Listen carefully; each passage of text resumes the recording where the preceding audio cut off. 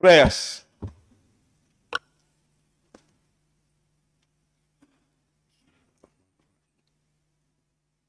Almighty God, who in thy wisdom and goodness has appointed the offices of rulers and parliament for the welfare of society and just government of men, we beseech thee to behold with thy abundant favor us thy servants, whom thou hast been pleased to call to the performance of important trust in this land. Let thy blessing descend upon us here in this house assembled. Grant us that we may treat and consider all matters that shall come under our deliberation in so just and faithful a manner to promote thy honor and glory, to advance the peace, prosperity, and welfare of this country and of those whose interests thou hast committed to our church.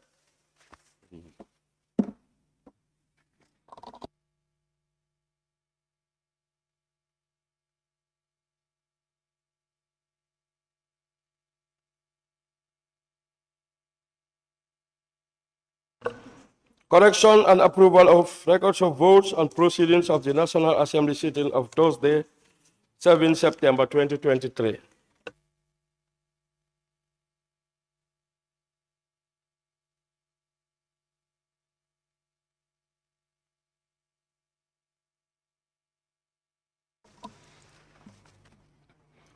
Honorable members, the record of votes and proceedings of the National Assembly sitting of Thursday, 7 September 2023 is before us for correction and approval.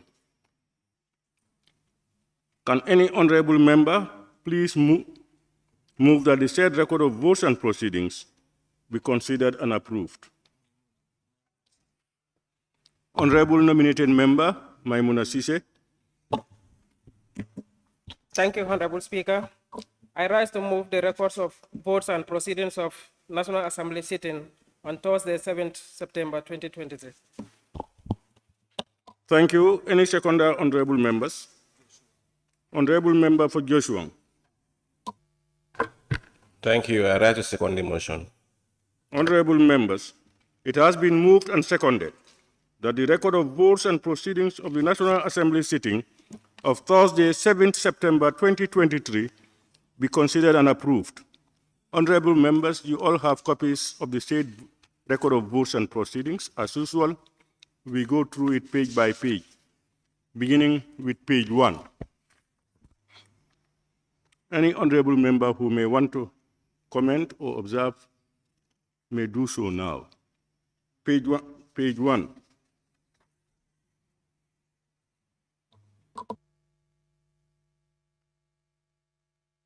Honorable member for Woodley East. Yes, thank you, Honorable Speaker. When you come to page 1, number 3, our order paper always says laying of papers and reports.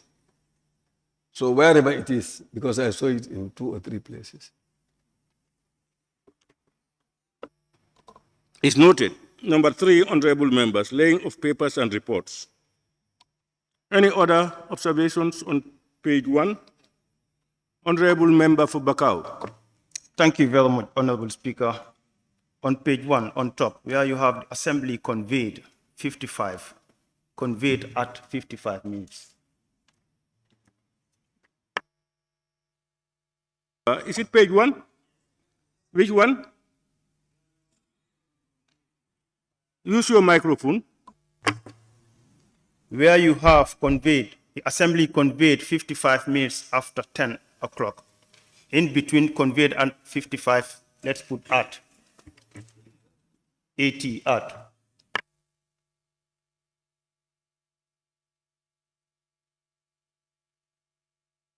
The assembly convened 55. Yeah, at 55 minutes. Yes, I can take it again.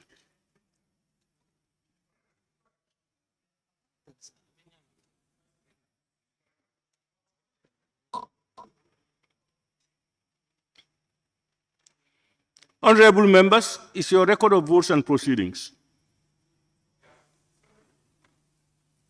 Are you taking the correction or we leave it as it is? If it's okay with members, we can go ahead. We leave it as it is. A member for Upper Salum? Yeah, what he said is also correct, but what is there right now is okay. I think let's leave it as is and move on. Honorable members, if there are no more observations on page 1, we now move to page 2.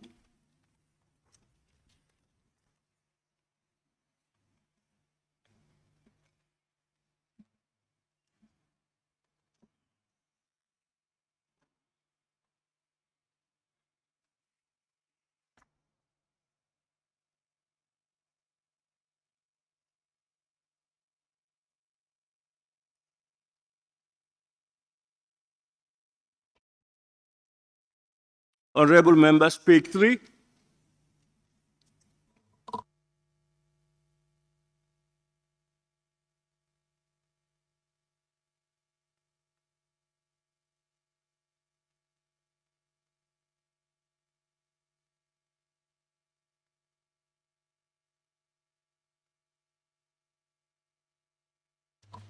We now move to page 4.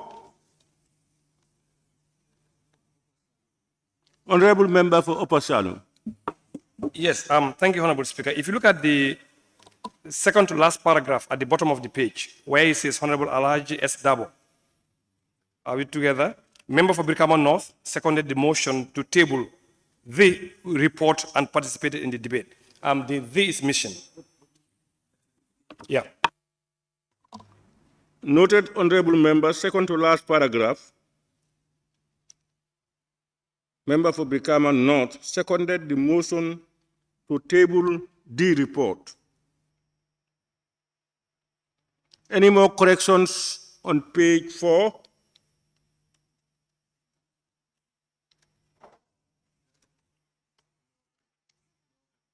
Honorable member for Lower Badibu.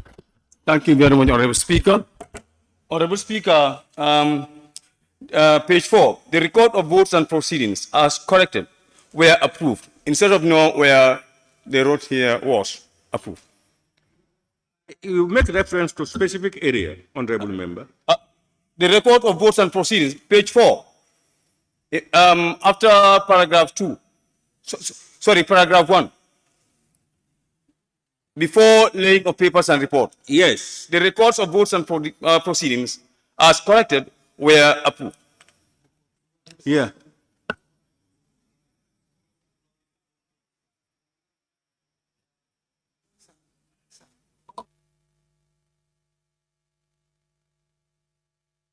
But I think we have only one record of votes. Yeah, it's only one. Thank you. Have many? Okay, thank you. Honorable Speaker, observation. Page 3. Who is talking? Banjul Central. Pardon? Banjul Central. Banjul Central. Page 3. You're taking us back. Yeah. The last paragraph on page 3. The following honorable members were absent without permission. My name was included and I did seek permission. You took permission from? From the table office. How many times have I told you that the table office does not grant permission? But that's the normal procedure, Honorable Speaker. Honorable member, page 5.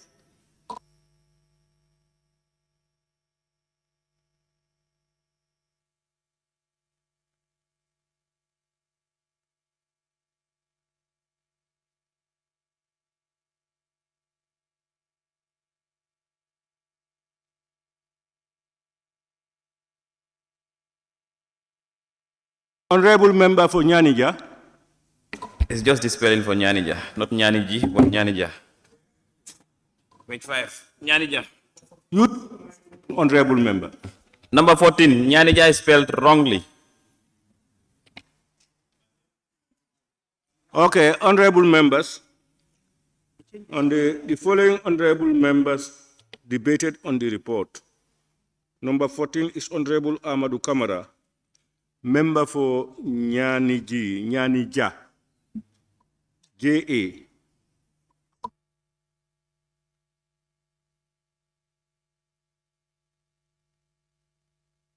We now move to page 6 and the last page, honorable members.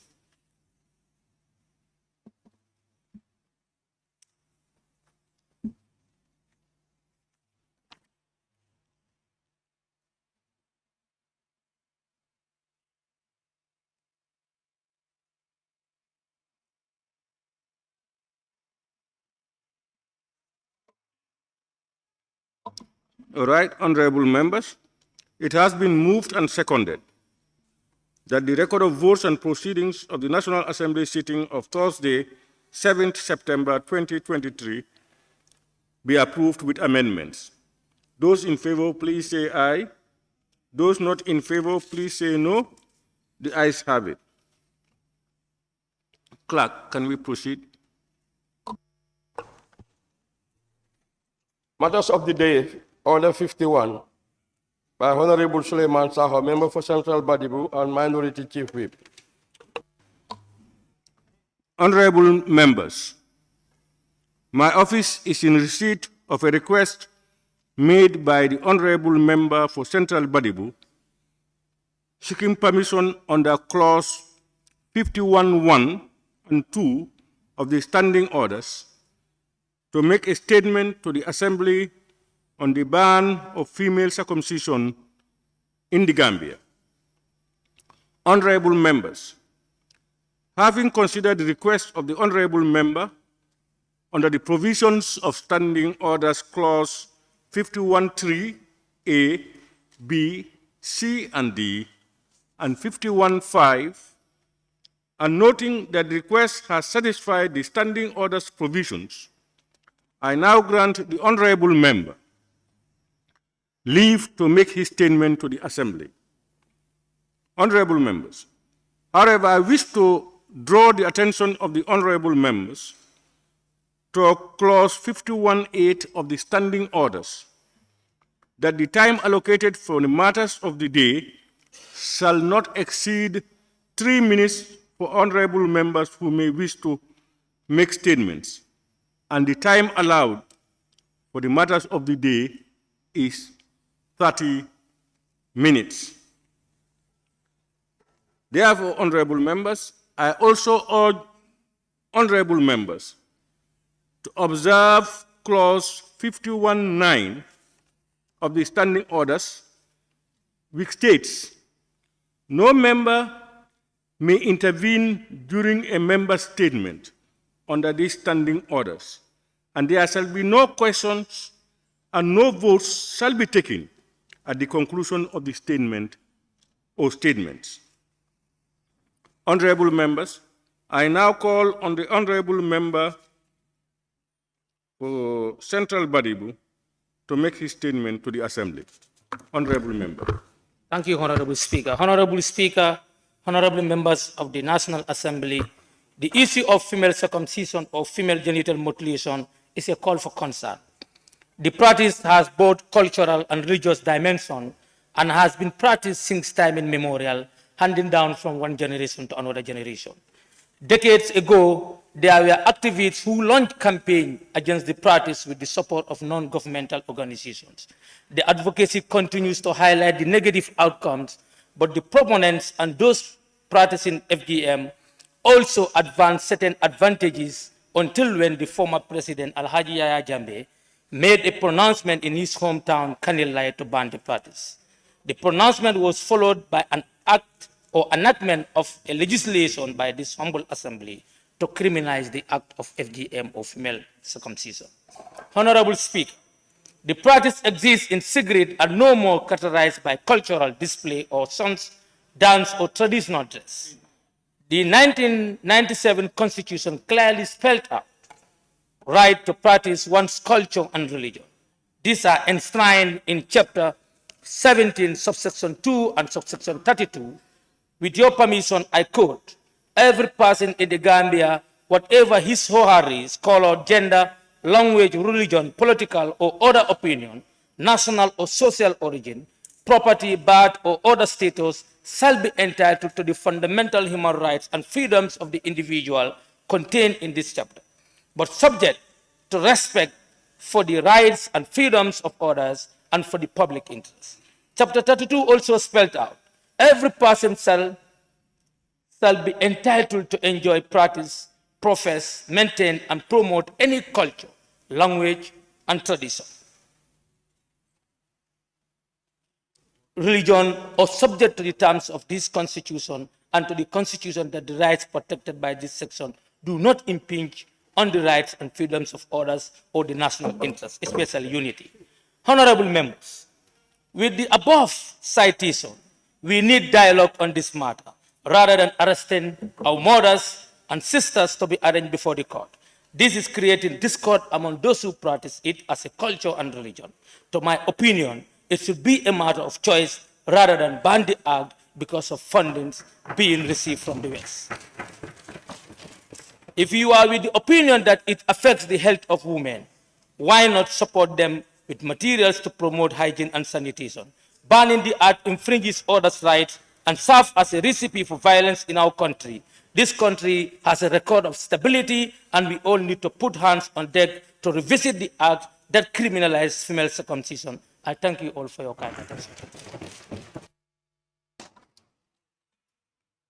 Thank you very much, Honorable Member for Central Badibu,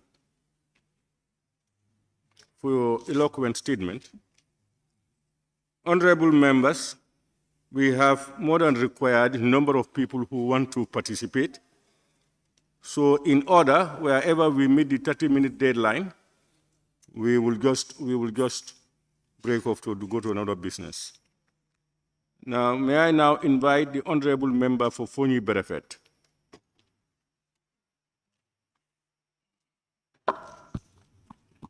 Thank you, Honorable Speaker. Thank you for giving me the floor. Assalamu alaikum wa rahmatullah. Assalamu alaikum wa muslimina wal muslimat. Assalamu alaikum wa zawji wa zawjat. Good morning to all of you. As a Muslim woman, let me say a Muslim woman of the Gambia, I'm ashamed to stand here in this August Assembly of the Gambia to talk about circumcision, to talk about the secret of women, to talk about the Islamophobians, the people who are standing to ban Islamic, the people who are fighting our religion. I am ashamed to come here to talk about this kind of things in this August Assembly. Honorable Speaker, I am speaking with the voice of the people of Fonyi Berefet and Gambia at large. My people said they don't like the idea of banning female genital mutilation. What they want is that let this practice be neutralized. If any tribe want to practice circumcision, you do it. If you don't want to practice it, leave it, you are free. As the way the Gambia was since before 1965. Honorable Speaker, as the way the man who led the matter of the day alluded, that President Jammeh talked something like that, and he banned this, the practice of female genital mutilation at Kanilai. Honorable Speaker, I will tell you loud and clear that the falling down of President Jammeh is even the coalition achieved that goal because of that female genital mutilation. When the man made that announcement, pulled by the woman, by the name, I respect women of the Gambia, even the cleaners in this parliament. I never and ever want to call them by their name. I always call them sister or mommy. And I had to call Aisha Toure by her name, but I must call her name. This woman was the very woman who pushed Jammeh's wife and the Vice President Aisha Toure, Aisha Njai said to talk about the banning of female genital mutilation, and they succeeded. When Jammeh pronounced that, the same woman made a U-turn, joined coalition and campaigned against him. When the man stepped down, this woman was succeeded to become the Minister of Trade. And she became the Vice President of the Gambia for 3 years. I expect her to talk about to ban female genital mutilation during her period of being the Vice President.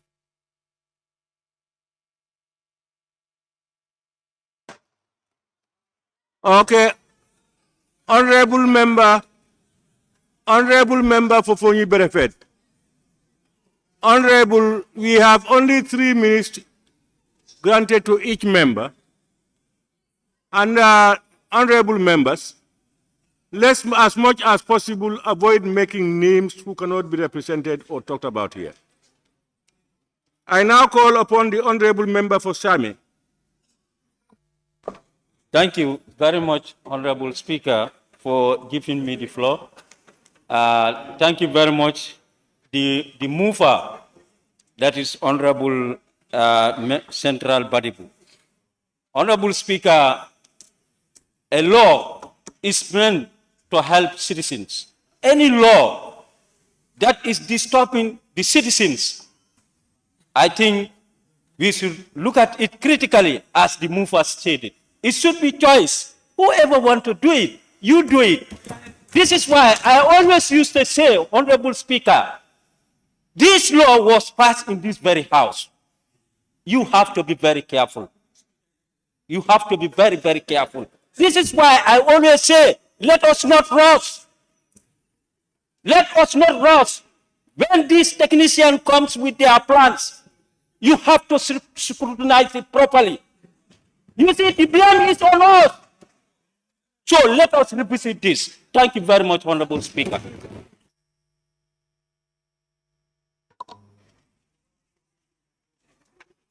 I now invite the honorable member for Kiang West. Honorable Speaker, thank you very much. Honorable Speaker, we are speaking on behalf of our people, our electorates, who elected us to come here. And from a thorough consultation, a deep consultation between us and our electorates, particularly at Kia West constituency, 99.9% of the electorate of that constituency disagree with the banning of the female circumcision. And we argue strongly that our mothers do not mutilate. And I want to stress this again. Our mothers circumcise. They do not mutilate. So we want this to be clear as it is on the document. Honorable Speaker, as quoted by the honorable member in the matter of the day, that in the sixth section that he has talked about, freedom of religion and belief and practice of your religion is a fundamental human right. But, Honorable Speaker, this has been made in this parliament in an act by the amending Women's Act in 2015.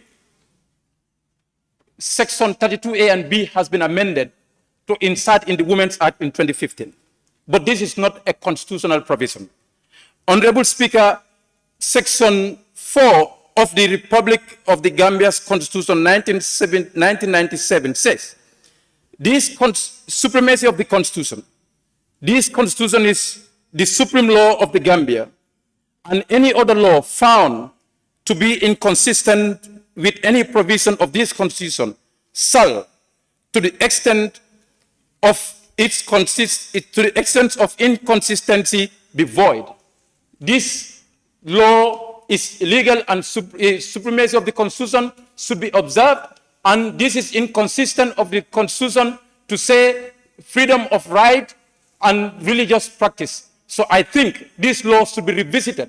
It is discriminatory, and this Constitution still told us that National Assembly shall not make any law that is discriminatory for either religion, race, or any other form of human section.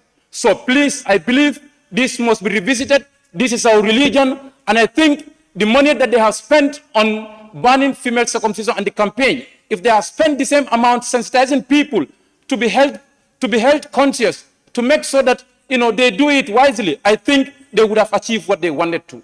But the purpose of banning it is not on because of the health issues, but they are fighting our religion, and we are strictly against that. Thank you very much, Honorable Member for Kiang West. I now invite the Honorable Member for Latrikunda Sabiji. Thank you very much, Honorable Speaker, for giving me the floor. And I thank the Honorable mover of the motion, Honorable Member for Central Badibu, for bringing this very important issue before the National Assembly. Well, I think other Honorable members has rightly said so. And we need to repeal the law that incriminate this particular activity. For me, in the full disclosure of facts, my wife is one of the advocates of this female genital mutilation. And I will tell you, I love my wife so much so I cannot imagine. But for this issue, I always disagree with him on this issue. This is simple. Let people practice it. This is their business. If anybody who doesn't want to practice it, but to incriminate it, is very discriminatory, as rightly alluded by Honorable Member for Kia West. So I'm appealing to this National Assembly. The law that incriminate female genital mutilation, it is our responsibility. We put it here. Honorable Speaker and the others who were here 2015, they were the one who pulled this law in the Gambia. So and now he's the Speaker of the National Assembly. So I want Honorable Speaker to preside over this matter to make sure that this law is repealed from our books. Thank you very much.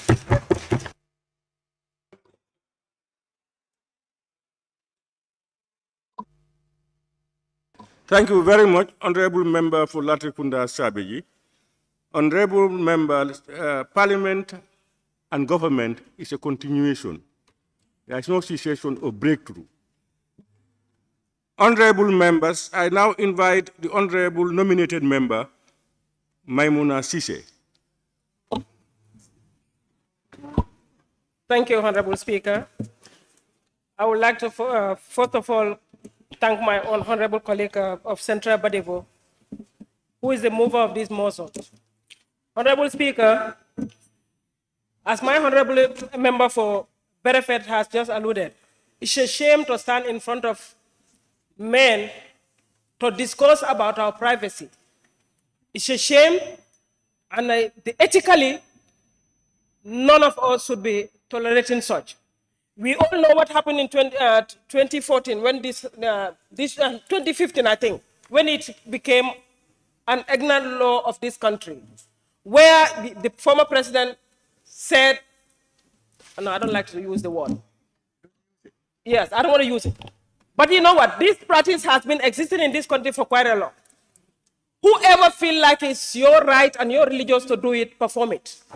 And the law has been in this country, but the practice never get anybody into trouble. Why now? When the law started here, there has been some arrests, but there was no prosecution. Why now the prosecutions? Why now? We want the justice also to come out and tell us why now. The implementation to be started at the regime of this current government. There is a political suicide in this. I am not supporting it. If whoever feel like you wanna practice it, you have well and good, go ahead with it.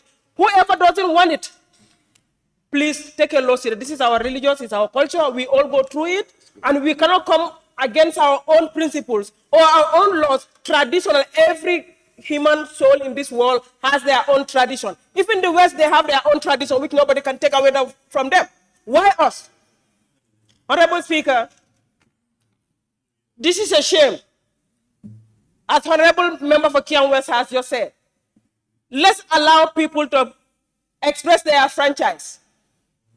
Let's sensitize our people, the harmful side of it, for people to be aware of it. But you cannot impose something which people don't accord with it and they don't want to absorb it. Honorable Speaker, on that note, I would like to join my colleagues. Whoever you feel like you are a honorable member of this parliament, you need to consider. After 2027, you are facing your people again. And you have to tell them what you did in this National Assembly for them to give you another second mandate for you to lead them again. So by making your own way, you have to think twicely. Don't be sentimental on decision making by certain individuals who were making this to at least make for a living. We are not against in the health side of the human being, especially with the women. We want to protect, we want our integrity, but we want it to be discussed in a civilized. Thank you very much, Honorable nominated member. I now invite Right Honorable Nominated Member Fatou K. Jawara. Thank you very much, Honorable Speaker, for giving me the floor. I must commend the Honorable Member for Central Badibu, Honorable Saho, for coming up with this laudable initiative. I am always in lockerhead with him since the 5th legislature, but today I'm with you. Honorable Speaker, to begin my intervention, as earlier alluded by my honorable colleague, why do they even wanted to name and shame women? Considering where this thing is in the part of a woman, we feel ashamed. After the dress that we put on, this is our integrity, it's our cover-up. But why do we even allow people to be discussing this in the public domain all the time? We feel ashamed and embarrassed. We are brought up in this world by women. So, Honorable Speaker, as elected representative and nominated members, we drive our authorities from the general public. And this has raised an eyebrow. We all have a culture, and Gambia have a very rich culture. If this thing has a health implication, I call on the Honorable Minister for Health to embark on a sensitization and sensitize the traditional birth attendants and those who are practicing it, locally called the Ngansimbas. I am a typical Mandinka woman born in a Muslim background. So I will never go against anything that matches with my religion, Honorable Speaker. Honorable Speaker, on the other hand, as earlier alluded by our colleagues, it should be optional. Those who want to do it, let them do it. Those who don't want to do it, they are free to stay. But to discuss this in the public domain is very embarrassing. Let us stop it. I'm calling on any honorable member to come up with a private member bill. We repeal this. Thank you very much, Honorable Speaker. I submit. Thank you very much, Honorable Nominated Member. I now invite the Honorable Member for Jeswang constituency. Thank you very much, Honorable Speaker. And then thank you very much, Honorable Saho. Honorable Speaker, I think I want to make a correction here. Yes, I'm a Muslim. But is this only practiced by a Muslim? I said no. It is practiced by both religions, based on culture and their beliefs. If we are to advocate for it, how should we do it? The Prophet Muhammad, in the part that we believe in his teaching, made it very clear. That's cut part of it, not all. Cutting part of that small thing that the Prophet said. Point of order, Honorable Speaker. Point of order. May I hear the point of order? Honorable members, honorable nominated member, Keba Lang, I think you standing up to a point of order. 17A. Pardon? 17A, Honorable Speaker. All members shall enter and leave the chambers with decorum. Decorum does not only apply in the way we comport ourselves, but also in our pronouncements. People who've debated on the topic said it is really sensitive. Let us be careful what we utter. Let's sanitize our words. Thank you. Unfortunately, honorable member, that portion of the standing orders does not hold water for this particular case. Honorable member, you can continue. Thank you very much, Honorable Speaker, for the ruling. For me, I believe in the Prophet, and then I will always quote on his words. Honorable Speaker, if we are to help our people, there is a way we have to. Coming to the male aspect of it, before the way it was done and the way it is done now is different, because it's been modernized. Before you are taken to the bush, tied to a level where you feel pain and feel everything, it was called a knife. It was modernized because the West wanted it to happen. They come here and teach us the way they want it to be. Why can't we do the same for the female child? Let's teach them in the right way. The way it is more hygiene and more professional than banning it. Where are our human rights activists? Freedom of what? You are free to do what you want. If I thought you want to say the girl child is being forced to it, allow up to the age of 18 and ask the child whether she wants to do it or not. But if you want to put a ban to it, if the child wants to do it and it's at the end of the year, now she can decide on her own to say, I want it, and now it is being banned, how will you practice it? Let's look at it in all aspects. You don't deny it because of you want it to be denied. You want it to come as a law. The former president, yes, made the pronouncement. I'm not here to defend him, or I'm not here to quote for him. But go back and then look at the history. Why was he doing it, or why did he do it? He was somebody who was always trying to fight things. This was what our own people were using to seek for asylum. This is what our own people were doing to what? To look for money to come and establish. Honorable member, summarize. Your 3 minutes will have gone now. When you were broken up, it started again. So just 130 seconds for you to summarize. Honorable Speaker, I think it's important. I will support my other colleagues to look at the law properly and then make it in a way that anybody who wants to do it, you are allowed to do it. But let them also teach them in the way that they want it to be, in the way that Islam is telling them to do it, in the way that they feel that it is more hygiene and more helpful than the female child, than banning everything in total. Thank you. Thank you very much. I now invite the honorable member for Lower Salum. Thank you, Honorable Speaker, for giving me the floor. And again, Honorable Speaker, I must thank the member for Badibu for championing this matter of the day. Honorable Speaker, I also arrived in the conclusion that I also came with the same subject matter. But unfortunately, the member submitted his argument on the 8th, that was on Friday, that I could not present my argument. Honorable Speaker, it's very easy and clear. You can see, sorry to say it, how many members of parliament that are female representing people, they are all against it. And it's the same average of Gambian people who are against it, Honorable Speaker. Even in fact, in their submissions, they said 76% of Gambian people are doing it. Now, out of 100%, how many percent do you get? 24. Honorable Speaker, banning this is not the problem.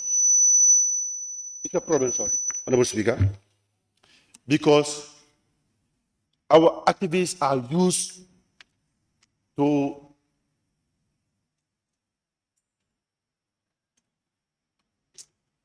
Honorable Speaker,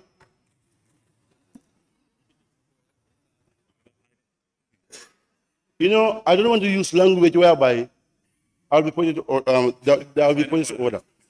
Because these activists, they have insulted our mothers and our sisters, Honorable Speaker. When during the facilities we are not much, we are the nursing bus, we are taking care of our females, deliveries, and all those things. But we never had these issues like this. Because now they start pumping monies in their accounts. Now they want to use us to gain their profits. We can't do it, Honorable Speaker. We against it. We allow people to do it because he quoted the constitutional right. You are free to perform anything. And we say we are a democratic state. When the president makes an announcement, it's not only female genital mutilation, even gays. But now people are practicing gay and not lesbians. Do we talk about that? Did we ban that? Where are the hypocrisies, small one? Honorable Speakers. Honorable Speaker, here we're going to repeal this law. Go against us.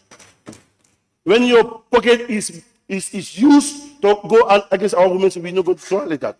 All those so-called activists, I mean, Honorable Speaker. We are Muslims and we have to practice it. Me, if I have a daughter, I'll take it. And in fact, in 2018, I take 10 of them. That are my surrounding neighbors and my sisters and my brothers' kids. And I will take them. There's no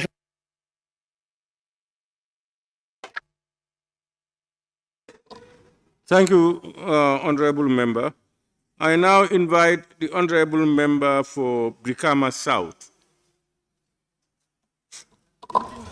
Thank you very much, Honorable Speaker. First, I want to seize this opportunity to thank Honorable Sao for coming with this wonderful matter of the day, which we all appreciated. Honorable Speaker, I know people that spoke before me alluded about the legislative basis, but I want us to look at the society in which we came from. We came from a society that have norms, we have tradition, we have culture that are deeply rooted. And we have to be very much aware of something that has been a pull factor to this country. That is the peaceful nature of the Gambia, which is very, very important. So we have to look at issues, more especially when you come to the cultural aspect, which before we are born has been existing. Coming up with this issue of prosecuting some of these women has generated a lot of public outcry. And to an extent that people are very much worried. And this can bring in chaos in this country. And that's why we have to be extra careful. And I'm fervently with the view that we have to come out with a private member bill to repeal this. It's very, very important, without which we believe we can have a problem in future. This is very sensitive and is very rooted in our culture and our society. So we have to look at it. Any of us can come out with a private member bill and see how are we going to repeal this thing. There is one thing we have to understand. Even the laws that we promulgate in this National Assembly or in the Gambia derive from the people.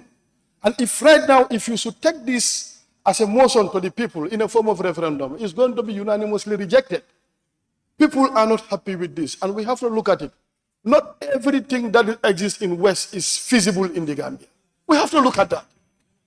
Sometimes these are come with conditionality, and that is why we have to work extra hard to make sure that we sustain ourselves. Because if you depend outside West, they bring a lot of conditions that are not realistic. I thank you, Honorable Speaker. Thank you, Honorable Member for Brikama South. And our last speaker is the Honorable Member for Fonyi Kansala. Thank you very much, Honorable Speaker. I thank the mover of the motion for this wonderful, deliberation. So I believe we are all together, Honorable Speaker, and I also made this very clear that proclamation of the President could adhere to a law in which the Parliament has passed as an act. Secondly, he has proclaimed as an Islamic state. Was it done? Let's ask ourselves. No. He has proclaimed about gay. Was it done? Let's ask her, why is this FGM an issue? And to correct this point, we are people. The people of the Gambia and that of Fonyi has never practiced FGM. It's borrowed from the West. And we will bury it here in this assembly. We are not here to joke, and we represent the people. When you tamper with your Islamic and cultural aspect, we will repel with all forces. So therefore, I tax myself and all members to come with a private member bill to police this law outright, immediately, to make sure our people are adhered to. That is the only way out. We cannot be surrounded by cheeky dodos in terms of gains of their pockets. Time has elapsed. Honorable Speaker, I had also had a strong activist trying to insinuate the arrest of an imam. I, part and parcel, a student of that imam. I am ready to remove my cap as a parliamentarian, to walk towards the street if any day that imam is arrested. And to clear the matter, you cannot even make proper prayers. Rabbi Sidney Elman. Is this what it said? Rabbi Sidney Elman. This is what the dua is all about. Instead of attacking Imam. We are here, and the forces will stay. We will not compromise with our religion. We will not compromise with our culture, and we will stand tooth and nail to make sure we defend the defenders. Honorable Speaker, to quote certain references from this. In 1994, the head of Al Jazeera Islamic University declared circumcision obligatory specific removal of the area in which we are to do as what we are doing. Secondly, in 2009, the National Council of Islamic Affairs of Malaysia declared female circumcision obligatory for Muslim women and limited to what it's supposed to be based on the teaching of the Prophet ﷺ. And again also, in the Islamic Cultural Center of Ireland states that female circumcision is Islamic and not FGM. So we want to put tests to these activists. Where have you borrowed this word? Since pre-colonial era,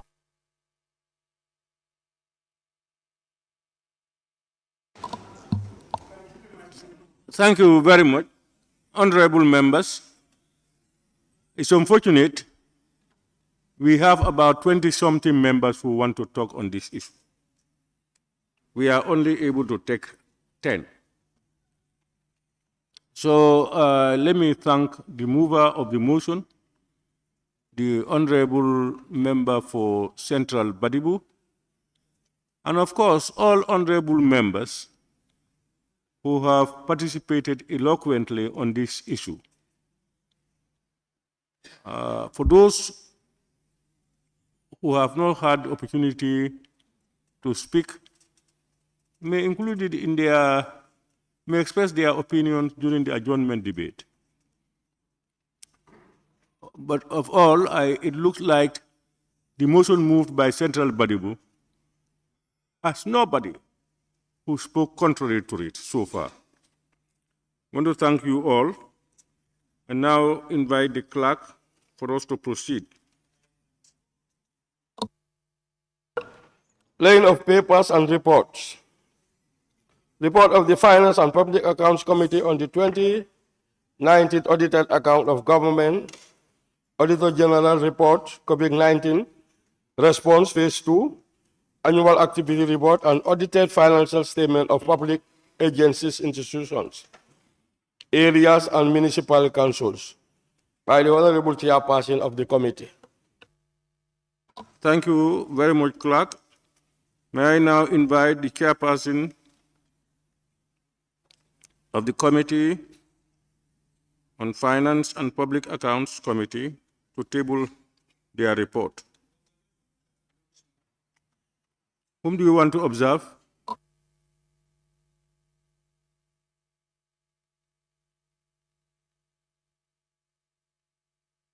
Observe the process. You are either going to observe the clerk so far or myself, but not the process. If the process is not in order, you will go by the standing orders and put a point of order.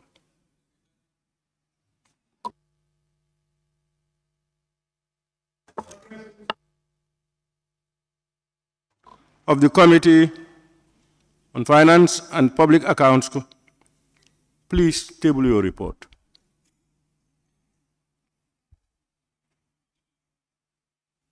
Thank you very much, Honorable Speaker. At any point, you may make an observation, but then you observe people and what they say at any time. Yes, please continue. No, you doesn't start. Thank you very much, Honorable Speaker. Honorable members, can you permit me to lay before you the report of the Parliamentary Scrutiny on the 2019 audited accounts of the Government of the Gambia, Auditor General's report on COVID-19 response phase 2, the annual activity reports, and audited financial statements of the public agencies and institutions, city, municipal, and area councils from the period June 2022 to July 2023. We have the table of contents and the acronyms in the report. From there, the Honorable Chairperson statement, the National Assembly Standing Committee on Finance and Public Accounts, FPAC, hereby publish the outcome of the public hearings on parliamentary scrutiny and oversight engagements of FPAC between June 2022 and July 2023 that were convened at the National Assembly of the Gambia, the Permanent Secretary, Minister of Finance and Economic Affairs, officials of Accountant General's Department, and National Audit Office, Board and Management of Public Institutions and Agencies, as well as mayors, chairpersons, and management of city, municipal, and area councils were summoned to appear before the FPAC for consideration and adoption of their audited accounts and financial statements. The report covers audited financial statement of central government for the year ended at 1st December 2019, Auditor General's report and government COVID-19 responses phase 2, and annual activity reports and audited financial statement and management letters of public institutions and agencies covering the period 2018 to 2020, respectively. The sole objective of this statutory exercise is to enhance transparency and accountability with a view to ensuring that the government of the Gambia and all public institutions and agencies are accountable to the Gambian people through their elected representatives. The Standing Committee of the National Assembly on Finance and Public Accounts is determined to do whatever it takes to hold the government and its institutions accountable to the citizens by ensuring that the proper public finance management policies are implemented. It is imperative that, as servants of the people, we all conform in our actions, words, and attitude to the best financial management practices. The aim of FPAC's engagement is therefore not to witch hunt any individual or institution. It is rather meant to ensure transparency, probity, and openness in all public institutions financed with taxpayers' money. It is equally intended to hold heads of public institutions accountable for their actions or omissions, thereby ensuring that they deliver valuable services to the populace in an effective and efficient manner. Signed by the Chairperson of the Committee, I humble self. Honorable Speaker, acknowledgement, FPAC was supported in all its process and engagement by the Auditor General and officials of National Audit Office, Accountant General, Permanent Secretary, and officials of the Ministry of Finance and Economic Affairs, officials of Gambia Public Procurement Authority, as well as subject matter specialists in the persons of Mr. Abdullah B. Cham, Dr. Ali Ofal, and Mr. Wiswa A. Carr. On behalf of the honorable members of FPAC, FPAC expresses sincere gratitude and appreciations to all individuals and institutions that contributed in diverse ways towards the successful conduct of FPAC deliberations. The support staff of FPAC, especially the Committee Secretariat, deserve special mention. In the same vein, I acknowledge the cooperation of Ministry of Finance and Economic Affairs, boards and managements of all the public institutions scrutinize and urge all of them to fully implement the recommendations contained herein.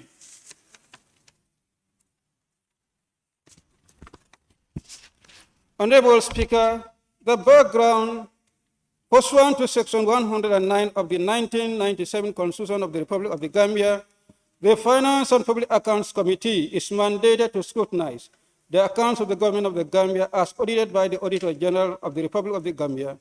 FPAC relies on Section 109(2)(a) and (b) of the Constitution to execute its function with effectiveness and diligence. Similarly, the committee is mandated by Section 109(3)(a), (b), and (c), as well as Section 110 of the 1997 Constitution, to reprimand or admonish any officer, agency, department, or ministry who or which has been found wanting in execution of their mandate. Honorable Speaker, the Bureau of Committee of Sixth Legislature resolved that the scrutiny of all public accounts shall be the sole prerogative of FPAC, except for 13 other commercial SOEs, whose accounts shall be scrutinized by PEG. This report of FPAC covers the audited accounts and financial statement of the government of the Republic of the Gambia for the year ended 1st December 2019, Auditor General's report on the government COVID-19 response, phase 2, the annual activity reports and audited financial statements of public agencies, departments, autonomous public institutions, area and municipal councils, and tertiary education institutions, and the methodology that was applied. Methodology employed during this session includes a combination of the following evidence through analysis of activity report and financial statements. The committee reviewed and considered the reports of all institutions within its remit and received expert analysis from the subject matter specialists, Auditor General and Director General of Gambia Public Procurement Authority or their representatives.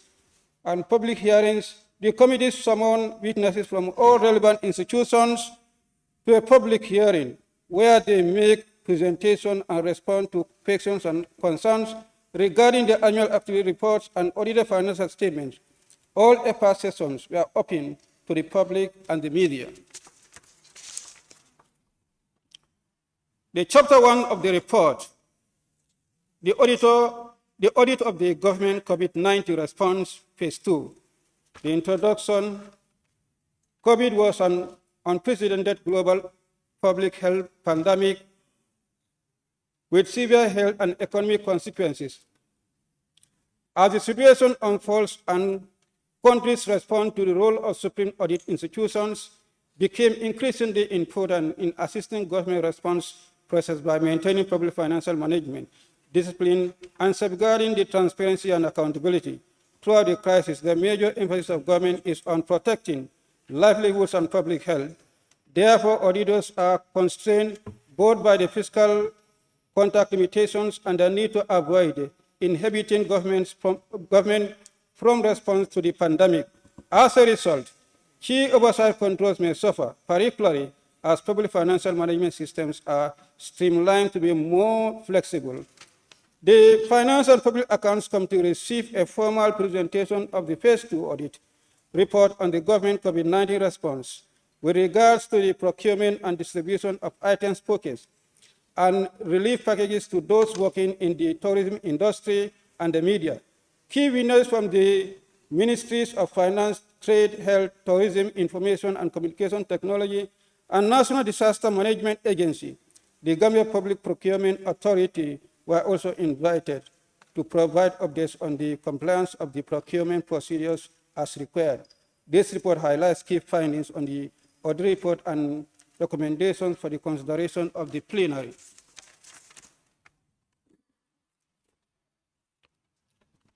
Honorable Speaker, the distribution of food and medical items, payment to frontline workers, and quarantine centers and support to other sectors.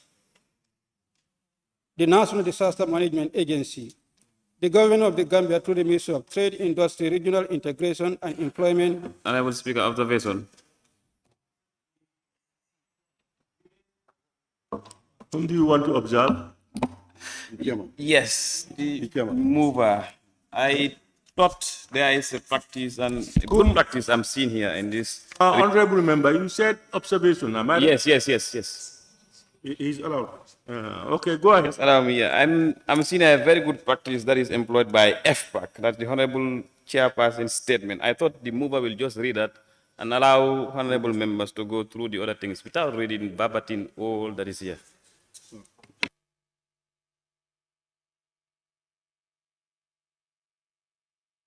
Honorable member, you are suggesting that he summarizes rather than reading it verbatim.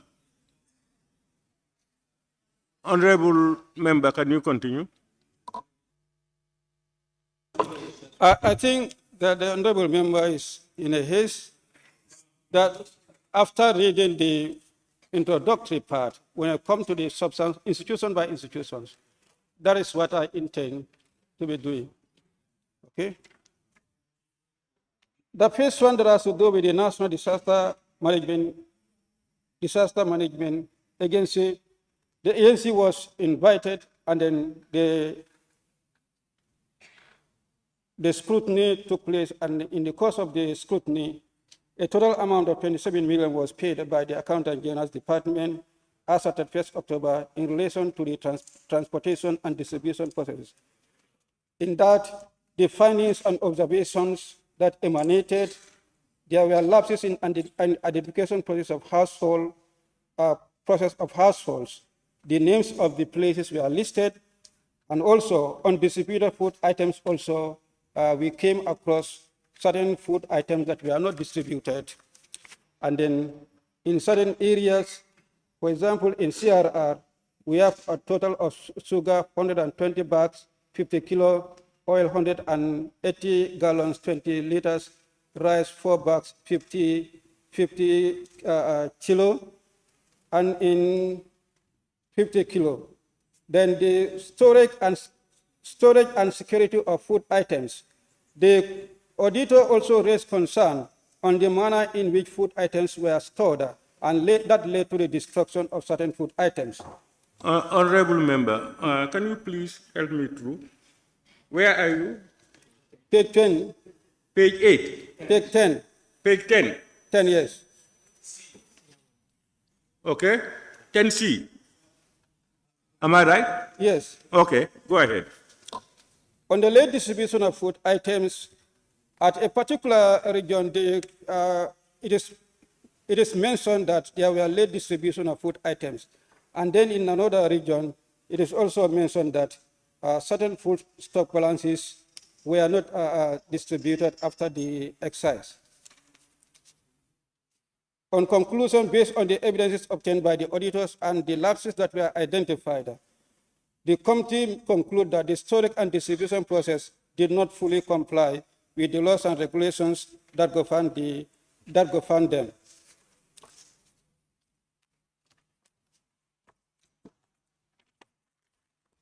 And the recommendation that follows suit. The committee recommends that a proper needs assessment, including relevant criteria, will have ensured that the households are carefully selected and only those considered vulnerable are identified to benefit from the support. There should be standard guidelines for the transportation distribution of the food items. The committee further recommends that the Executive Director of the National Disaster Management Agency must account for all the remaining stock balances within 10 days. Records of all items of inventory, including food items kept, should always be made available and presented for audit. And then, fourthly, timely distribution will ensure that vulnerable households access food items on time. On the other point, there is the allowances that are paid to frontline workers and distribution of the medical items outside Greater Banjul. The table below highlighted the distribution of those for Ministry of Health. The table below outlined the distribution process, and the table is here for your public. On the findings and observation, funding and payment, Government of the Gambia, through relevant stakeholders, Ministry of Finance and Ministry of Health, prepare supplementary bill environments to finance the health sector in response to the COVID-19 emergency at a tune of 750 million. 100 million of this amount, representing 13%, was budgeted for payment of allowances to frontline workers in the fight against COVID-19 pandemic. The streamline of payment, Accountant General's Department made fund transfer to four streams, that's the paying points, for onward payment to beneficiaries. The streams are as follows: hospitals, and then the bank transfers, accounts unit, Ministry of Health, and then the sub-treasuries. The category of frontline workers, the ministries stratified the categories personnel involved in the fight against COVID-19. The categorization of disseminated to the regional head directors and the heads of the thematic areas for use in classifying the personnel, and then the categorization is table below.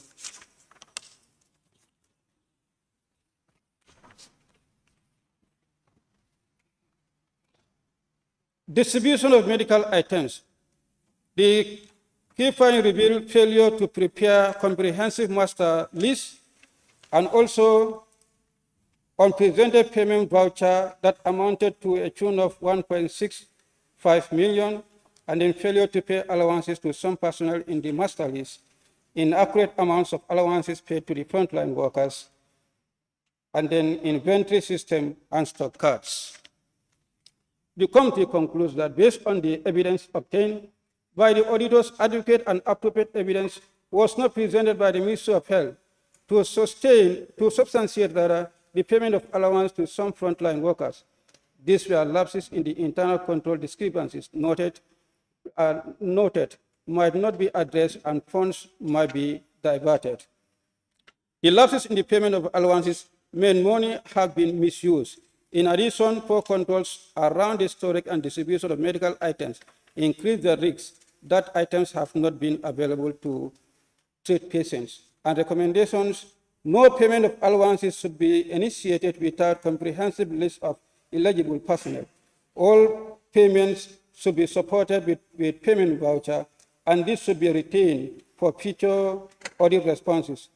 Payments should not be processed without such a trial in place. The missing payment voucher in respect of the payment of 1.6 million must be produced within 72 hours, failure of which the board controller will reverse the sum. Any personnel identified and included in the attachment list and considered as eligible personnel is entitled to receive the allowance. Payment officers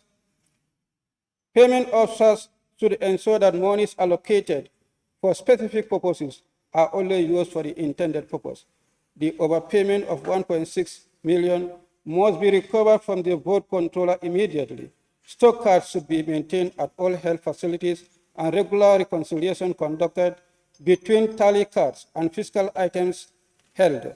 Any differences should be investigated. The procurement and payment to quarantine centers,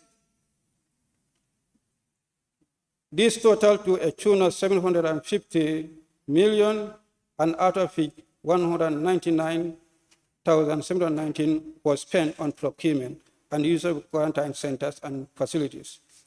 The table highlighted. Honorable member, 199,000. Can you read that? It should be 199 million rather. 979,708. Thank you for the question. And the key findings and observations, no evidence of need assessment was discovered by the audits, and that failure to comply with the procurement process and procedures was also highlighted by the Gambia Procurement Authority. And contracts awarded before the GBB approval was granted was also an issue raised by the auditors. Failure to submit quotations, and that was also an issue, a tune of 193,207,843 was also highlighted by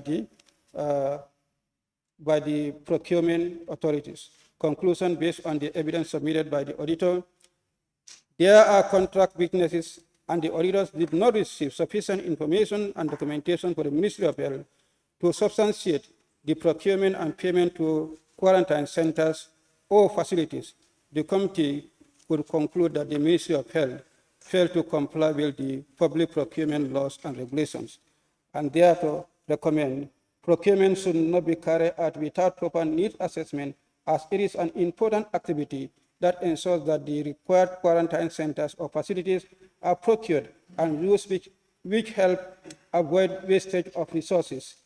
All proposed contracts for procurement shall be submitted to GPPA for its approval, along with the complete contract file. All proposed contracts for procurement, that's a petition. Authorizing officers should ensure that the quotations are requested and provided by at least 3 independent bidders, and the most responsive bidder is selected before payments are authorized and approved. The Ministry of Health must provide FPAC within 7 days all material evidence related to the request for quotations. To relief package for overseas students, the committee realized that the Ministry of Higher Education, Research, Science and Technology that the Governor of the Gambia through the Ministry of Finance and Finance and Economic Affairs allocated 29.1 million as relief package to the Gambian students overseas who are not under Gambia government scholarship.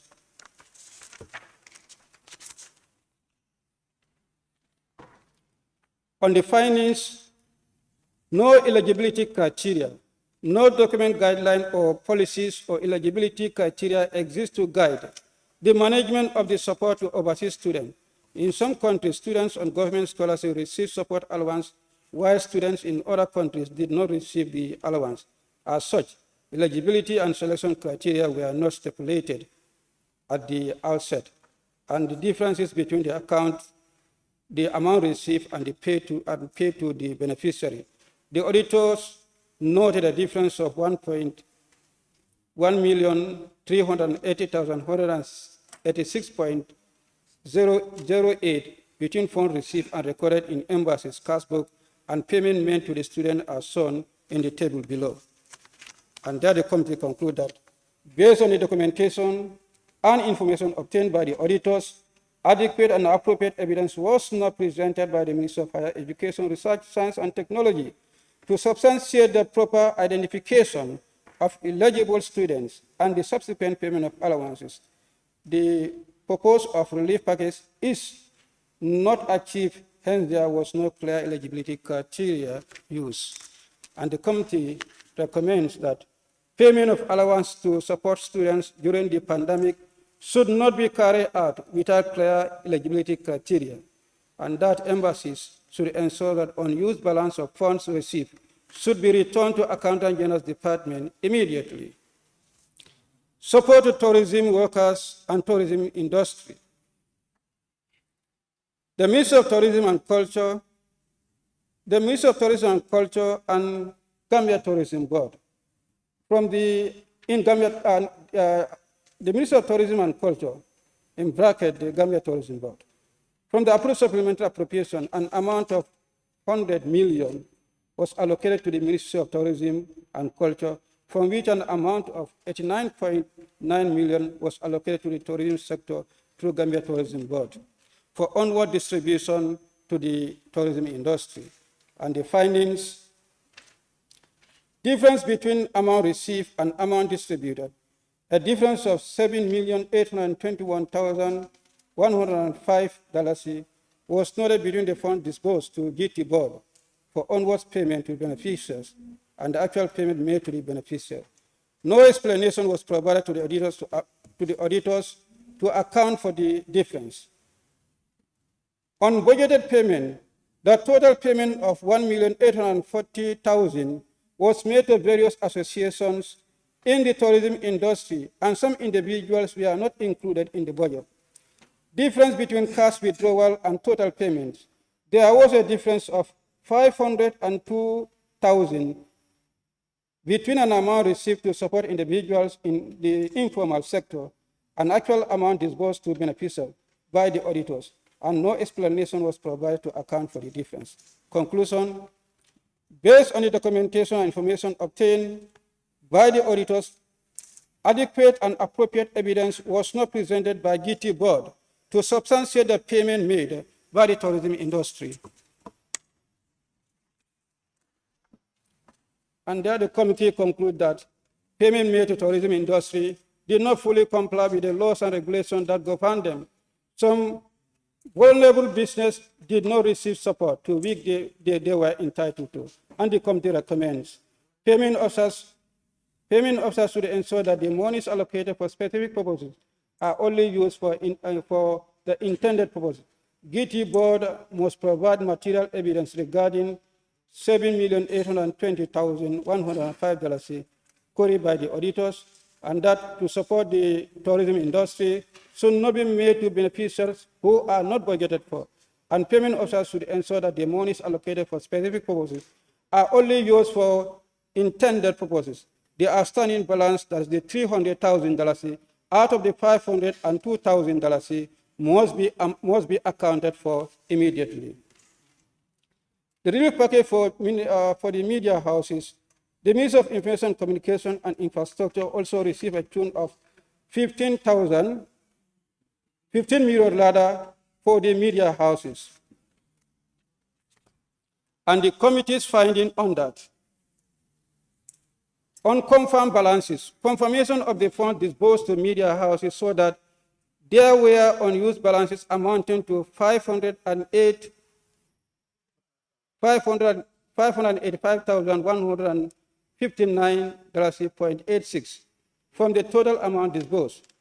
The auditors could not confirm if this balance was subsequently used or paid back to the account as bank statement to verify the balances were not provided, and that non-submission of financial and narrative reports by the guarantees.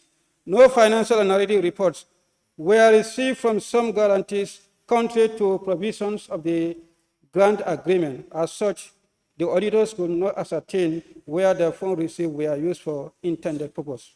Full payment of media houses should only be completed after the submission of financial and narrative report.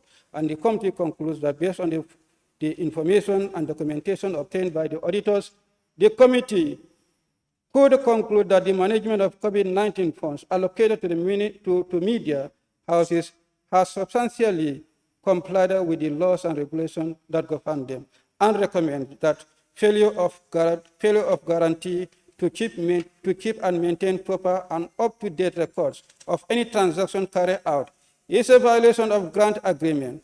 The committee further recommends that the unused balance of $585,159.86 must be accounted for by GNC and Gambia Press Union. Full payment to media houses should only be completed after the submission of financial and narrative report. Honorable Speaker, let's go to Chapter 2 of the report that has to do with the Auditor General's report on the 2019 accounts of the government of the Gambia. And then where the committee drafts its mandate are mentioned here in the report, which I believe I had done so at the beginning of the report. So we move on to the key findings and observations. Budget management, environment and approval.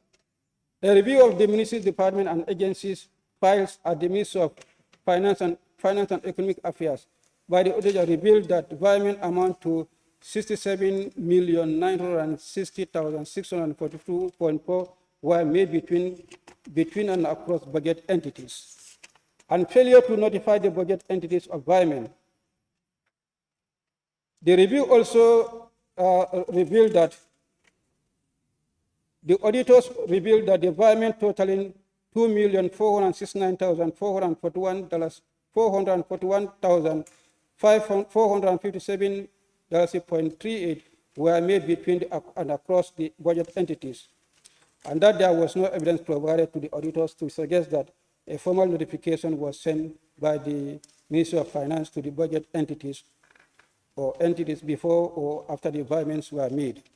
Failure to present information on budgetary process. This was an issue that was also highlighted by the auditors, and you can see the list in the report. And the next one was on presented cash activity reports on program-based budgeting, was an issue raised by the auditors. As well as environment above 75% threshold is also an issue that was raised by the auditors. A total of 404 environments were said to have been made without, above the threshold of the 75%. Recommendation. The committee recommends that the evidence of environment approved by the minister should be provided to the auditors and copied to FPAC for verification. In future, the dictates of the financial regulation should be adhered to, and that the committee recommends that the budget agencies and entities are notified whenever funds are wired from their boards in accordance with the dictates of the Public Finance Act 2014, that the MOFIA should ensure that environments are properly executed to avoid excess and unwarranted expenditures, and should provide documentary evidence for making environments without notification. The committee recommends that the Ministry of Finance should ensure that the dictates of the Constitution and financial regulation are adhered to, and that the request documentation should be provided to the auditors for inspection and verification, and that the committee recommends that the Ministry of Finance provides the cash activity report to auditors for inspection and verification, and the Ministry of Finance and Economic Affairs should work with the Accountant General's Department to ensure that all segments in the chart of accounts are populated in order to report on actual amount spent on each program. The committee recommends that the management provides an explanation as to why payments were made over maximum threshold of 75%. On capital expenditure, the issues that were raised by the auditors are as follows: failure to adhere to GBA conditional approval for rehabilitation work at State House. And then this contract was awarded at a tune of $17,488,155.63 for the construction of the new President's Office and rehabilitation works at State House.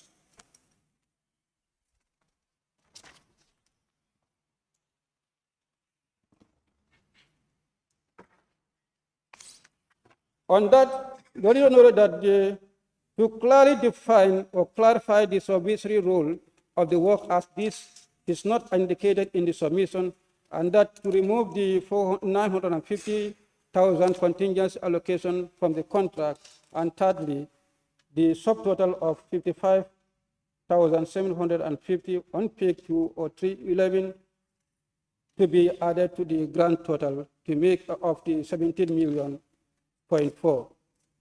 It was further noted that despite the failure of the contract to make the amendments directed by GPA work GPA work went ahead, and the committee therefore recommend that the Office of the President should ensure that evidence is provided to confirm that the required amendments were made before the commencement of the work. If the amendments were not made before the work began, the Office of the President should explain their failure to comply. On inappropriate procurement process by Office of the President was also an issue raised surrounding the 17.4 million. Approval was sought for the use of single source well after the rehabilitation work was completed, which is a gross violation of the GPA regulation.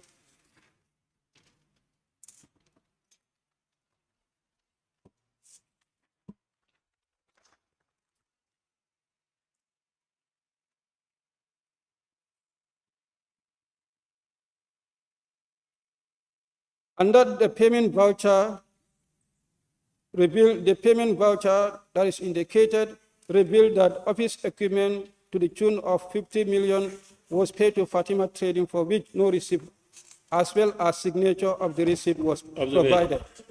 50,000, not 50 million. 5 point.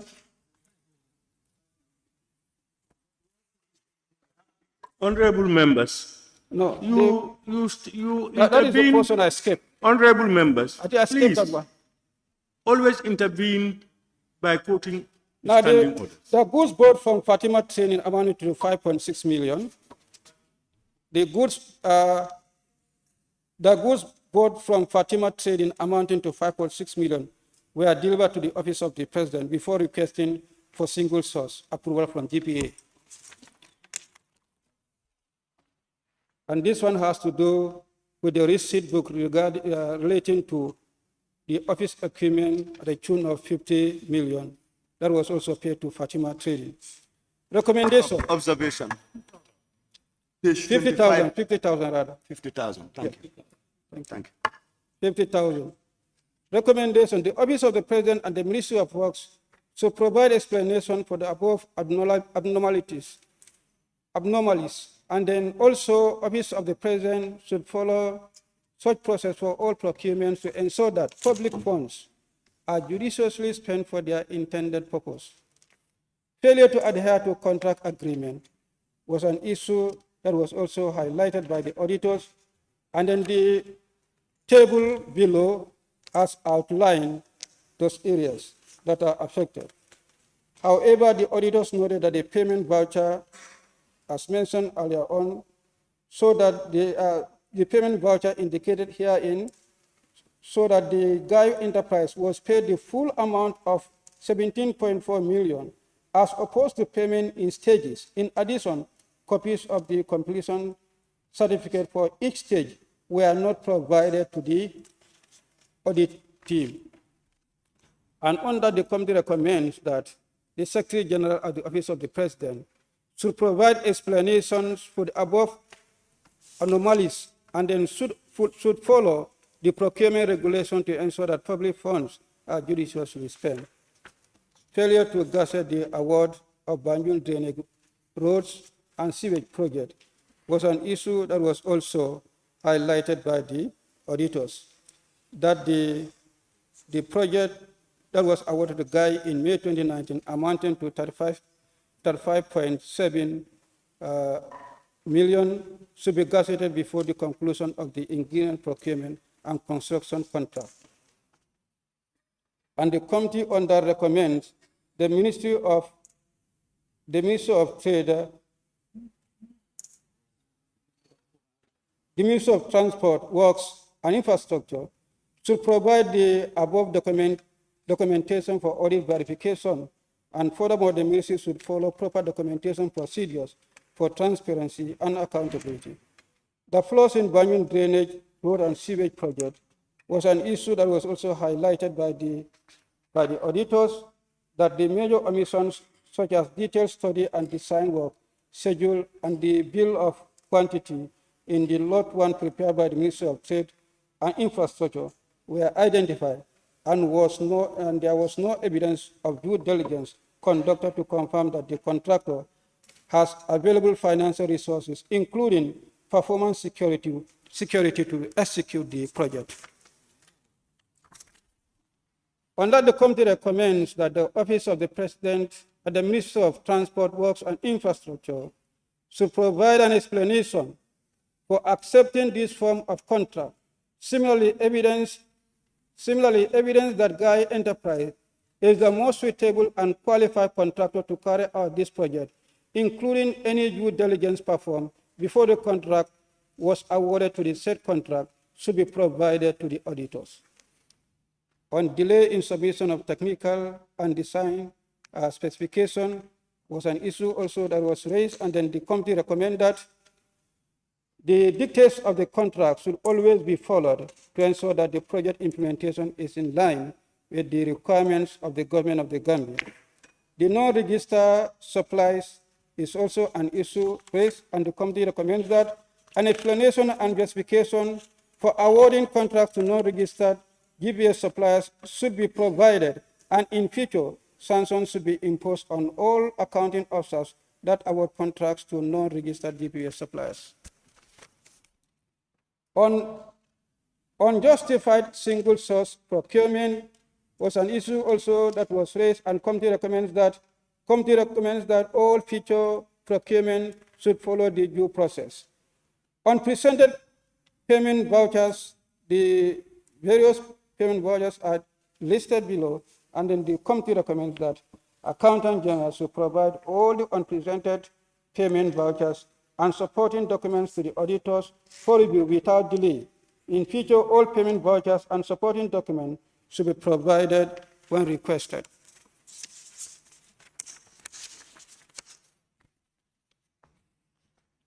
On revenue, that has to do with GRA revenue. Management and control of the GRA receipt books is an issue that is also highlighted, and the table provides the affected areas and recommendation. The committee recommended that the Commissioner General of GRA must immediately adhere to the provisions of Public Finance Act 2014 and the financial regulation to ensure sound internal controls, and that the Accountant General should engage the Commissioner General of GRA so that this anomaly is regularized as a matter of urgency.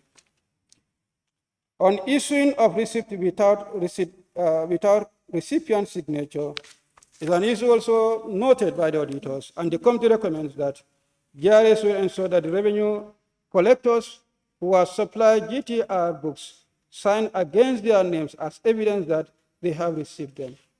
On failure to record GTR books received from GPPC was also highlighted, and then the committee recommends that the Commissioner General of GRA should ensure that the receipt books printed and supplied by GPPC is maintained for its reconciliation and control, and that all receipt books should be controlled and supplied by the Accountant General Department in compliance with the Public Finance Act 2014. On non-GRA revenue, the GRA scanning proceeds on no bank of daily collection that was issued highlighted by the auditors, and on that the committee recommends that GRA should make daily backups without delay. And on overstatement of scanning fees and revenue, the table provided and the committee recommends that management should ensure that the scanning revenue balance recognized in the financial statement is adjusted accordingly. On failure to perform reconciliation was also an issue, and the committee recommends that management should ensure that timely bank reconciliations are performed, reviewed, and that the errors and omissions detected are investigated and adjusted accordingly. On absence of skill and knowledge or knowledge transfer between the NIC DC Scan Gambia Limited, is an issue noted by the auditors, and the committee recommends that GRA should arrange to have its staff trained to operate the system before the expiry of the contract. On non-tax revenue, that's for the ministries and departments. For Geology Department, failure to maintain receipt book registered is an audit query, and the committee recommends that the Department of Geology should ensure that the copies of the request made to the Accountant General are properly filed, and that the department should also maintain a register to record therein GTR books received from the Accountant General's Department and issues made to collectors, and that the dictates of the financial regulations should always be adhered to.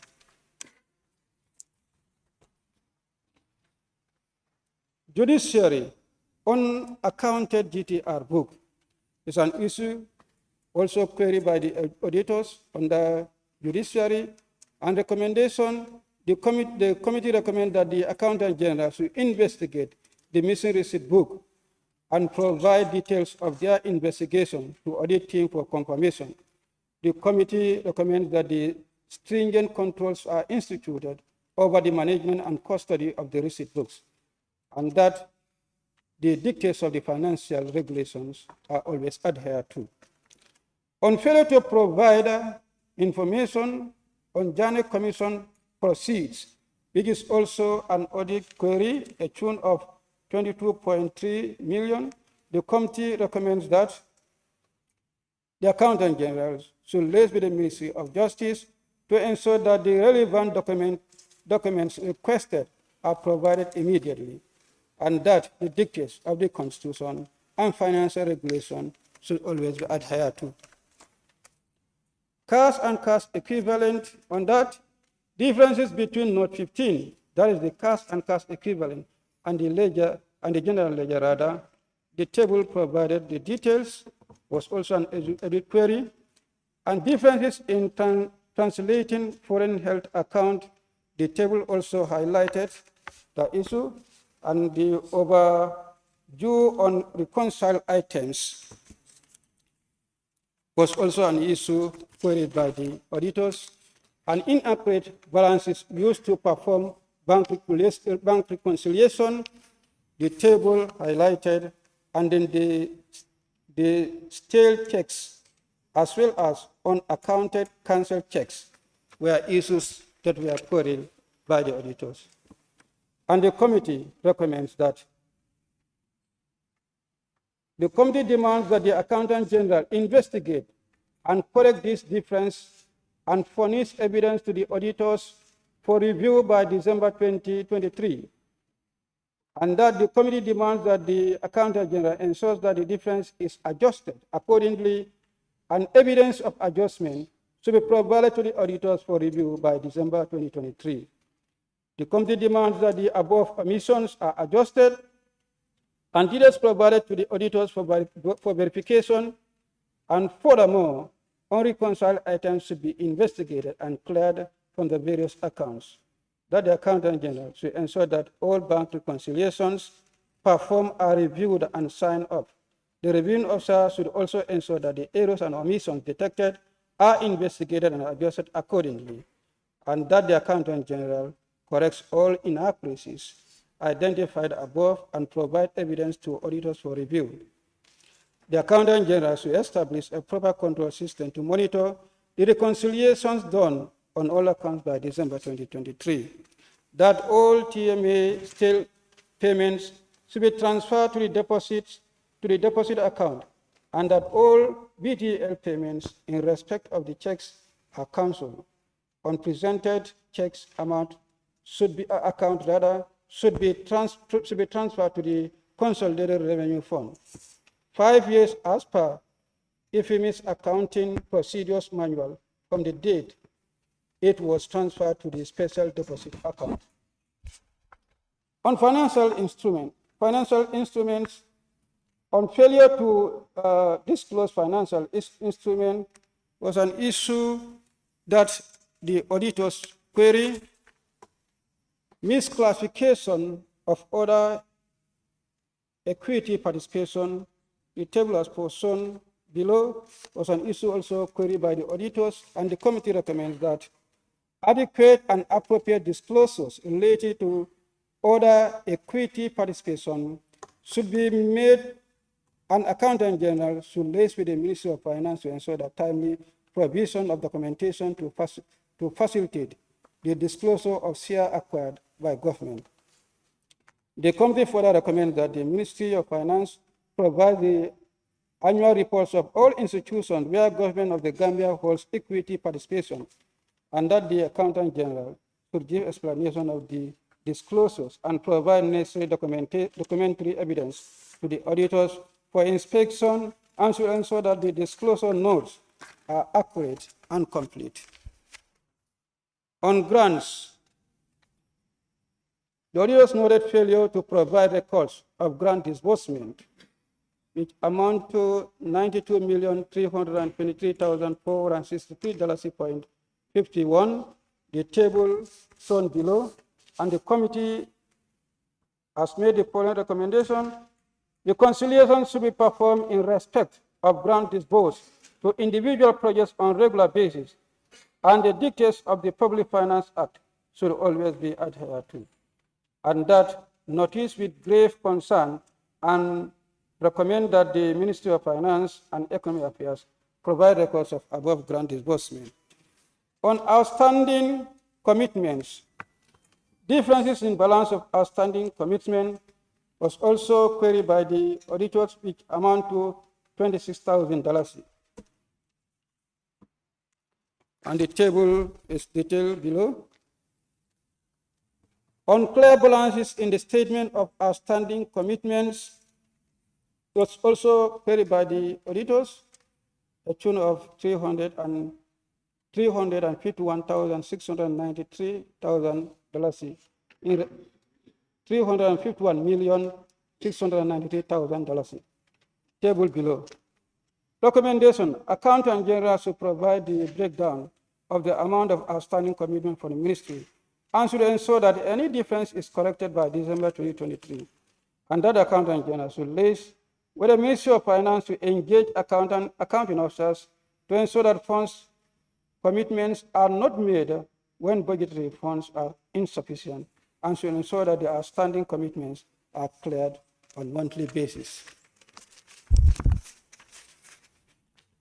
The tax receivables, on differences between tax revenue received in cash book report and the general ledger, table shown below, and B, difference between tax revenue in cash book and amount disclosed in financial statement, the table also shown below, and the committee recommends that the Accountant General should carry out a comprehensive reconciliation exercise, and that the Accountant General should investigate the causes of the differences in tax reconciliation amount disclosed in the financial statement, and details of findings should be forwarded to the auditors for confirmation, and that the above findings with grave concern and recommends that the Accountant General resolves the above stated observation by December 2023.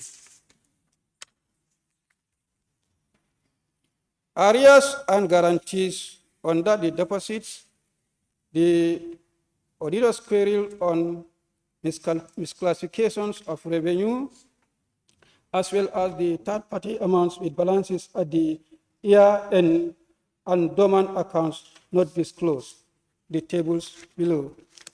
Misclassification of revenue accounts as a third-party account, also queried, and the table is detailed below. Recommendations. The Accountant General should make effort to revise the accounting treatment and transfer the funds to appropriate revenue bank account. The Accountant General should also ensure that the balances in these accounts are transferred to their respective beneficiary accounts at the year end, that the dormant accounts should be closed and the balances transferred to the consolidated fund, and the details furnished to the auditors for verification, that the dictates of the financial regulations should always be adhered to, and the Accountant General should ensure that the correction is made as soon as possible and details furnished to auditors for verification. The committee noted the observation of the Auditor General with grave concern and further recommends that the Accountant General urgently reverse the accounting treatment and transfer the funds to the appropriate revenue bank account.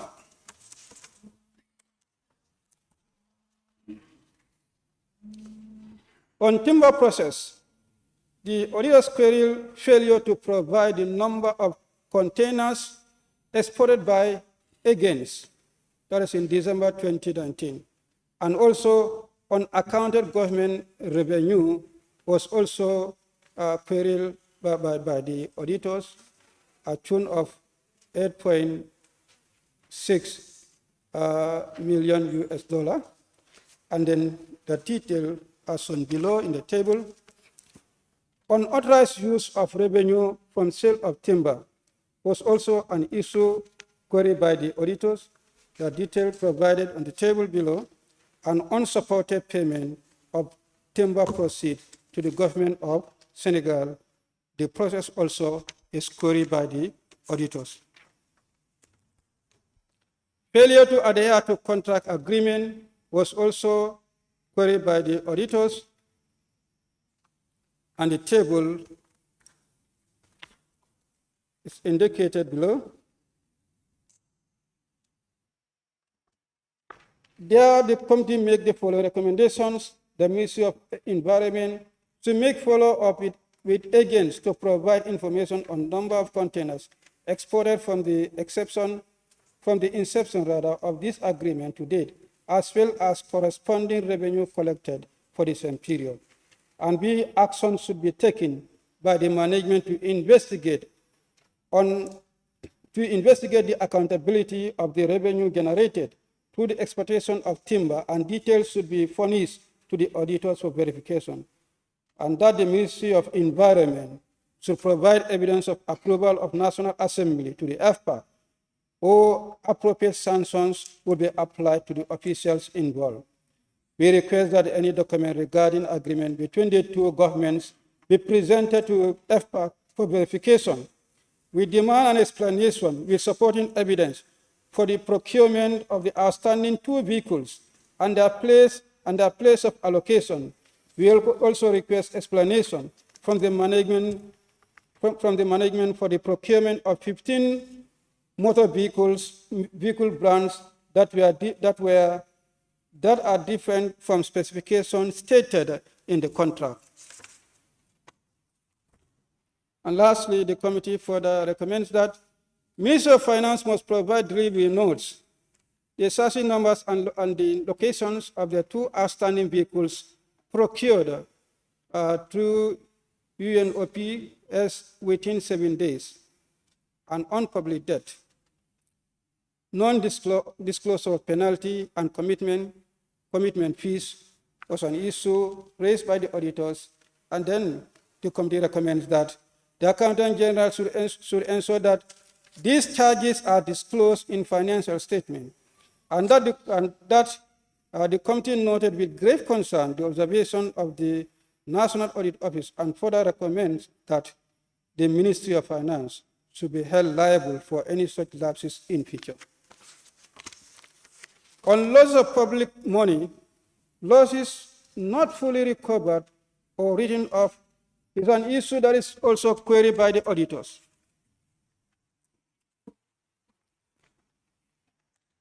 And the table has detailed it below. Recommendation: the Accountant General should make every effort to ensure that amounts are recovered and should provide status update on these suspected fraud cases. The committee noted with grave concern the findings of the Auditor General and further demanded that the Accountant General provides an urgent update on these suspected fraud cases, given the names of the persons involved, their offices, and the periods concerned by October 2023. On lending, failure to recover on lending loans to state-owned enterprises is an issue also queried by the auditors, and the details are tabled below. And the committee therefore recommend for the Ministry of Finance to ensure that there are adequate policies and procedures regarding repayment of loans on lend to state-owned enterprises, and the committee further recommends that the Ministry of Finance urgently ensure that these loans are fully recovered by putting in place a payment plan which should be shared with FPAC. Infamous. No steering committee minutes was also queried by the auditors, and the committee recommends that Accountant General should provide updates on FPAC on the revitalization of the IT steering committee. Change management system is an issue that is also queried, and the committee recommends that the Accountant General should ensure that a change management system is put in place, and that the committee further recommends that the Accountant General should ensure that every change in the system is properly documented.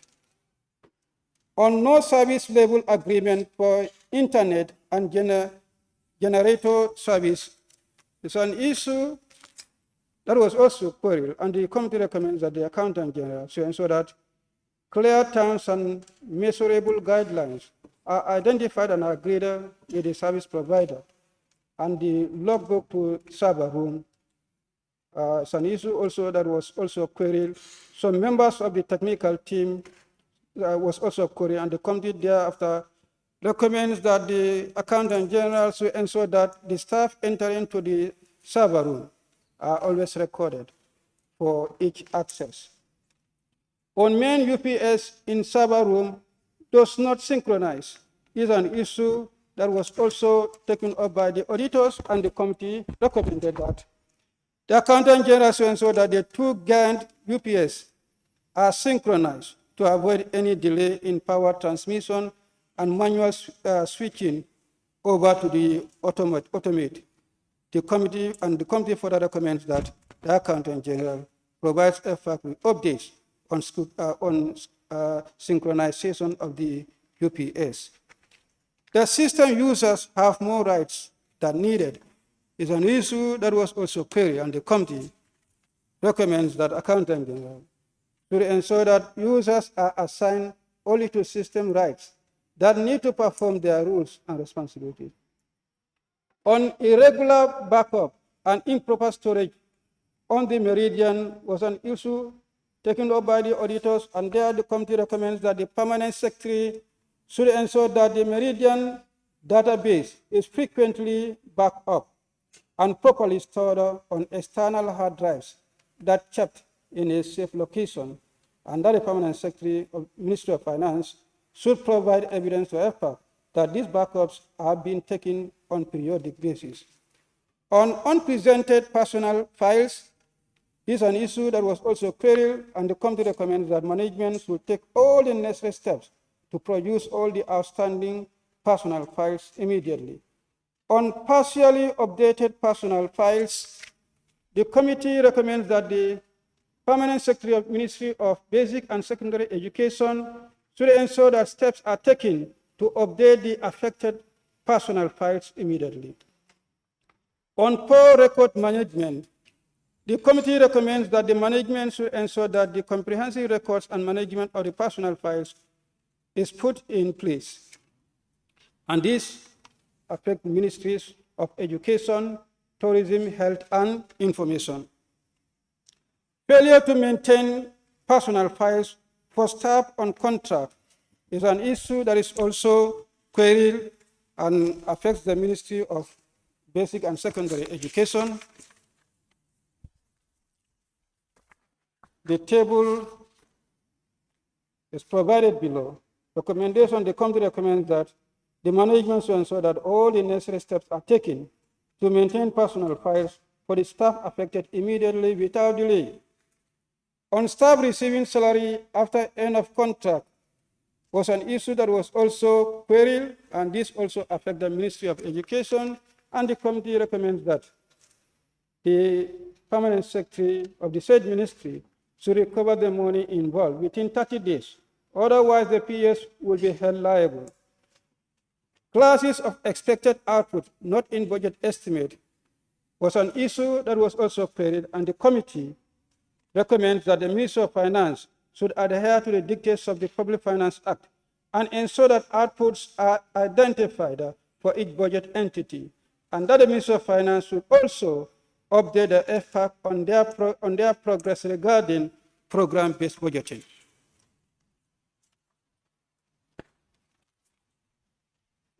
Honorable Speaker, permit me to take you to the third chapter of the report, and that has to do with the report on the public institutions and agencies. Firstly, Central Bank of the Gambia. The findings of the committee during the interface with the board and management of FIU, the committee observed that, I think that should be Central Bank. Yeah, Central Bank instead of FIU. There are private sector shareholders on GAMSFIT where Central Bank has a significant shareholding, and that FPAC was informed that plans are afoot to launch Central Bank digital currency, through which tax payments could be done electronically to avoid leakages, and that the capital markets could not start because government sectors were not ready, and Central Bank will pilot it before handing it over to the private sector. And the automation of Central Bank's payroll and fixed asset register was contracted out, and the internal audit directorate had no director, the work plan, or software. The CCTV and the UPS at the vault room are on the verge of being upgraded to include the UPS outlet that will avoid power failure. And Central Bank is in the process of disposing of Mega Bank. After selling Mega Bank for about $900 million, the funds will be given to the Ministry of Finance. And that Future Lake building has been acquired by Central Bank, and the area around it is earmarked to be used as the financial center. The centralization of Central Bank is in full swing at mile 7 Jarasoma, Mansakongo, Basse, as business recovery strategy. The committee makes the following recommendations. 1, Central Bank should submit its strategic plan and lots of ICT testing on business continuity, and Central Bank and the Ministry of Finance will initiate creation and insurance commission for better regulation of the insurance industry. That Central Bank's business continuity plan should be in place to provide direction in the case of any possible eventualities. Central Bank's PCP should be documented and tested to ascertain that the plans in place are appropriate for Central Bank's continued operation when disaster hits. The BCP test should be conducted to be at least twice every year and locked in variable manner, that the ICT unit of the Central Bank should determine its own interface policies and cater for future adjustments such as the cybersecurity guidelines, and central banks should determine its own security policies in very clear terms for both internal and external connectivity and periodically update them when necessary. And that central banks should also do periodic network generation testing. Central banks should consistently look at system security logs to correct issues accordingly. National Audit Office should look at the audited accounts of the GAMSWITCH since government has a major stake in it. Auditors should capture prior year matters in their report to help FPAC track the implementation of its recommendations. On National Audit Office, the findings during the interface with the board and management of National Audit Office also, that one also, the committee observed that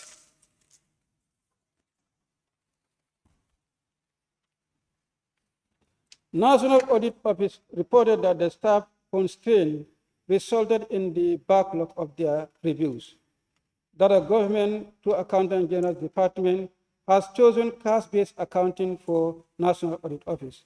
National Audit Office intention of migrating to accruals basis after 5 years of cash-based accounting since 2007 rather has not materialized. National Audit Office does not have a written fuel policy. Drivers are escorted by officials of the Accounts Department for fueling. National Audit Office fuel policy is expected to be ready by end of July 2022. That National Audit Office asset register for IT equipment was said to have been kept separately. The updated fixed asset register was provided to FPAC for verification, and that the Wellness Center at the National Office requires staff to be deducted monthly.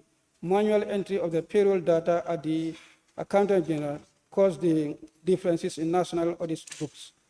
Two parallel systems, EPICO 10 and then the NASDNA, existed with no interface.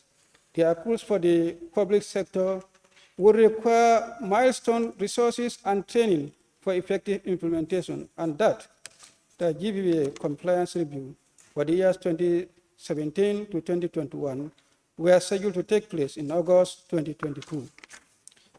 On that, the committee recommends that the Chief of Staff and Inspector General of Police should ensure that the commandeering of National Audit Office vehicles should stop immediately. National Audit Office should trace and provide all query documents to the external audits for verification by October 2023. Auditor General should notify FPAC about all cases of surcharge and those reported to the Inspector General of Police for possible prosecution. On Financial Intelligence Unit, the findings of the committee, the legal framework of FIU does not guarantee its autonomy.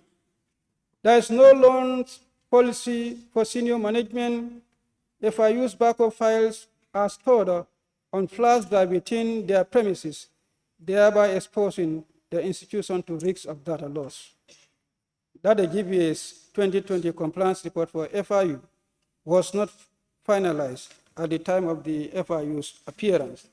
And there the committee recommends that FIU must put in place proper backup policies, which need to be documented in their BCP, that the storing data on flash drives as backup must stop immediately, and proper backup solutions must be implemented to ensure that their data is stored in a safe and reliable medium.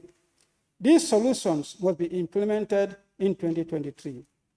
That FIU must consult the Ministry of Justice regarding the draft amendments to its act to ensure that they are properly aligned with the other laws of the land, and that the Gambia must implement the global anti-money laundering or counter-terrorism financial recommendations. Otherwise, the country will be blacklisted with the risk of investors not coming to the country. On National Council for Civic Education, the findings of the committee Civic education is expected to be a compulsory subject at all levels of the education system, and the first examination on it is expected to be in 2024. A retreat organized by the NCCE revealed staffing gaps. This led to the development of scheme of services as well as finance and administration policy. Award of contract to review, the NCCE Act was not awarded using competitive bidding. That non-numbering of payment vouchers remains unresolved, and that the following prior year audit findings remain pending. They are listed below. Recommendation of the committee. NCCE must have competent staff to take charge of its accounts, and this should be done by October 2023. NCCE must collaborate with the Ministry of Basic and Secondary Education as part of its school engagement program, and outstanding prior year matters need to be resolved as a matter of urgency. Management Development Institute, the committee findings. The fixed asset register of MDI was maintained by procurement unit until end of 2021. Internal audit recommended transferring it to accounts department, and MDI's challenges with external auditors have to do with negotiation of fees and increase of the period from 3 to 5 years. That the lack of efficient receivables recovery mechanism resulting to an outstanding amount of 15.1 million as of 13 December 2020. Double payment of allowances regarding telephone and fuel when beneficiaries already have official vehicles and post-paid telephone line. Under the committee recommends that the accounts department should have the responsibility to prepare the accounts of the institution as part of their work, and that the payment on review for the preparation of their accounts must be immediately stopped. Appropriate steps must be taken by MDI to get right staff in accounts department by end of December 2023. That MDI must implement a student portal where students can access their information on fee payment, grades, etc. by end of December 2023, and that locally available options of student portal should be explored to ensure value for money. NDI service scheme needs to be thoroughly reviewed to eliminate duplication and remedy the gaps, and MDI fuel should be properly managed and controlled. Lapses should be addressed to reduce misappropriation.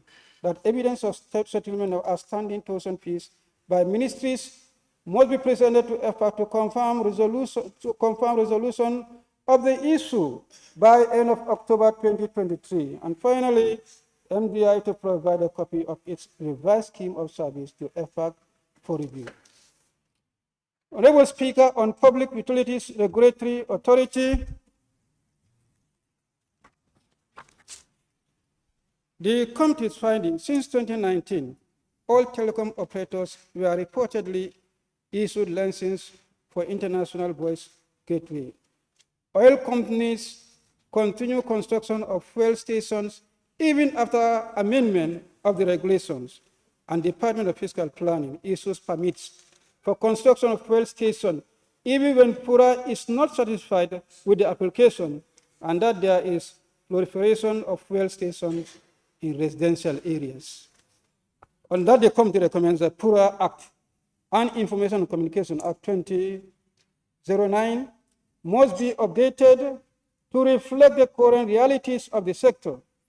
PURA and the aligned ministries should come with the amendments to any act of parliament for the proliferation of the fuel stations in residential areas, and that PURA is to provide a breakdown of the 13.3 million penalty charges, that the laws need to be amended and enforced to control the proliferation of fuel stations in residential areas, and part of the licensing fees need to be given to PURA instead of paying everything to central government. That appropriate fines must be levied on Jar Oil for their willful non-compliance of the regulation and taken to court if need be. Department of Fiscal Planning should not issue permits for construction of fuel station without clearance from PURA. On National Roads Authority, the findings of the committee, the debt of 19.7 million being advance paid by NRA to Copril Limited in 2013 were written up in 2020 without a proper provisioning policy, and that NRA does not have the legal documentation to claim ownership of their landed properties. NRA uses the Public Finance Act 2014 and Financial Regulation of 2016, which are in accordance with the government's cash basis accounting policy, whereas NRA prepares its accounts based on the accrual accounting policy, and the NRA staff personnel files are not up to date as differences were identified between the net salaries of staff compared to their contract letters in the files. That NRA does not carry out staff appraisals as required by the staff service rules. And finally, the salary advances are paid to staff from petty cash. On that, the committee recommends that provisioning policy approved by the board and in line with the government policy should be put in place, and that effort should be made to obtain title deeds of all their landed properties. The valuable service of all landed properties should be carried out by an independent valuer and then amounts recorded in the financial statements. And a financial manual containing accounting policies reflecting the financial reporting requirements should be developed and put in place, that the staff personal files should be up to date, and HR should carry out reviews of cash file to ensure that it is up to date. The practice of using petty cash for salary advance should be discontinued immediately.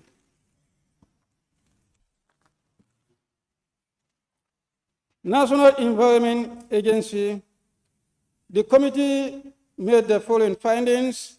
2020 audit of National Environment Agency was completed, but some issues remain unresolved because the exit meeting was never held, and that the National Environment Agency did not respond to the issues raised by the GBA in the 2019-2020 compliance report. And the committee recommends that the management of NEA should respond to GPA queries on all issues before end of December 2023 and copy to FPAC accordingly, and that all audit queries must be reported to NEA, and auditors must show all unresolved queries in the subsequent years, and that NEA Act 1994 needs to be reviewed to address the composition of the National Environment Management Council, among others.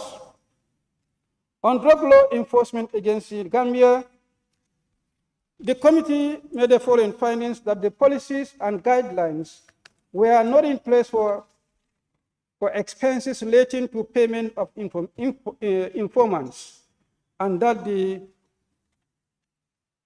DLAG has not been remitting withholding tax as dictated by law, resulting to cumulative values of $946,242.7 and $1,648,501.57 for 2017 and 2018 respectively. The committee recommends that the management should ensure that the policies and guidelines are in place for expenses relating to payments of informants, and by December 2023, that the management should ensure that withholding tax is deducted from the suppliers and remitted to GRA as dictated by the law. Public Service Commission, the committee made the following findings. PSC occasionally conducts disciplinary investigation at government institutions. PSC's recruitment process from application to interview is now fully digital. PSC advises the President and Secretary General on all public service matters. PSC regulation, code of conduct, and general orders were revised in 2023, and induction program of PSC are only conducted for cadet officers. The committee recommends that there is needed to review the remuneration package of the PSC, and that the chairman of PSC should appear in person whenever his institution is summoned to appear before FPAC, and that PSC needs to be relocated to a more spacious area for better performance because they currently share office space with PMO, the National Youth Service Scheme. The findings of the committee: the board chairperson of National Youth Service has not been available to steer the affairs of the institution, and no one has been delegated to oversee the position. That the Ministry of Youth and Sports is said to be aware of the current situation at NYSS, and that the Director General of NYSS has been on administrative leave for a long time, and that usurpation of role of the accountant by the executive director was reported to the board chairperson, but the matter was not addressed. The accounts of NYSS have not been audited, and the financial report of 2019 and 2020 are at the drafting stage, and that a panel consisting of representatives from the different ministries was reportedly set up to investigate the executive director and accounts of the NYSS. That the principal accountant of the NYSS had been on leave from 17 June to 30th August 2021, following his involvement in an accident. He has been appointed since 2011, and the position of the Director of Financial Administration was also advertised, and that the acting Executive Director of NYSS began overseeing NYSS on 21st July 2022, but no board meeting took place since then. On that, the committee recommends that and demands that the Ministry of Youth and Sport regularize the situation at National Youth Service Scheme by November 2023, failing which the budget for the institution would not be considered. To the chairperson or vice chairperson of the board of NYSS must attend in person whenever they are scheduled to appear before FPAC, and that FPAC should inform the Ministry of Youth and Sports about its engagement with NYSS, but the management of NYSS shall inform its board of directors. The board of NYSS must communicate to the executive director forthwith to allow the accountant to do his work while he concentrates on his role as ED. The key senior person of NYSS must be immediately filed in line with laws so that they can assume their roles in the institution. National Enterprise Development Initiative. The committee's finding: auditors review the account opening files of the various banks operated by NEDI and noted that none of the accounts opened has approval from the Accountant General's Department, although a letter of account opening requested to Auditor Accountant General was presented for confirmation, but there was no reply to the letter sent. On recommendation, the management of NEDI must regularize the issue relating to account opening and inform National Audit Office accordingly. Scanned copies of the annual activity reports and audited financial statements of NEDI must be emailed to the committee secretariat of the National Assembly, Independence Stadium and Friendship Hostel. The Independence Stadium and Friendship Hostel did not present its annual activity reports and audited financial statements for 2019 and 2020. The GBA also did not present any compliance report on Independence Stadium. The committee recommends that the audited accounts of Independence Stadium for the years 2019 to 2022 must be submitted to FPAC by December 2023. National Sport Council. The committee's finding on National Sport Council: the approved budget of the National Sport Council is not communicated to them by the Ministry of Youth and Sport. Thus, they do not know how much their approved budget is. that the support staff were paid allowances for attending council meetings, and no justification was provided for the payment of allowances to the support staff, and that the acknowledgement letter was not received from GPA on the procurement plan that was sent for in 2019 procurement. The serial numbers of the failed coupons were not recorded, and the amount purchased issues made and the balance after issues were not recorded in the fuel register. The loan of the $600,000 to the Ministry of Youth and Sport remains outstanding. On that, the committee recommends that National Youth Council to ensure that an approved detailed budget is provided to them by the ministry.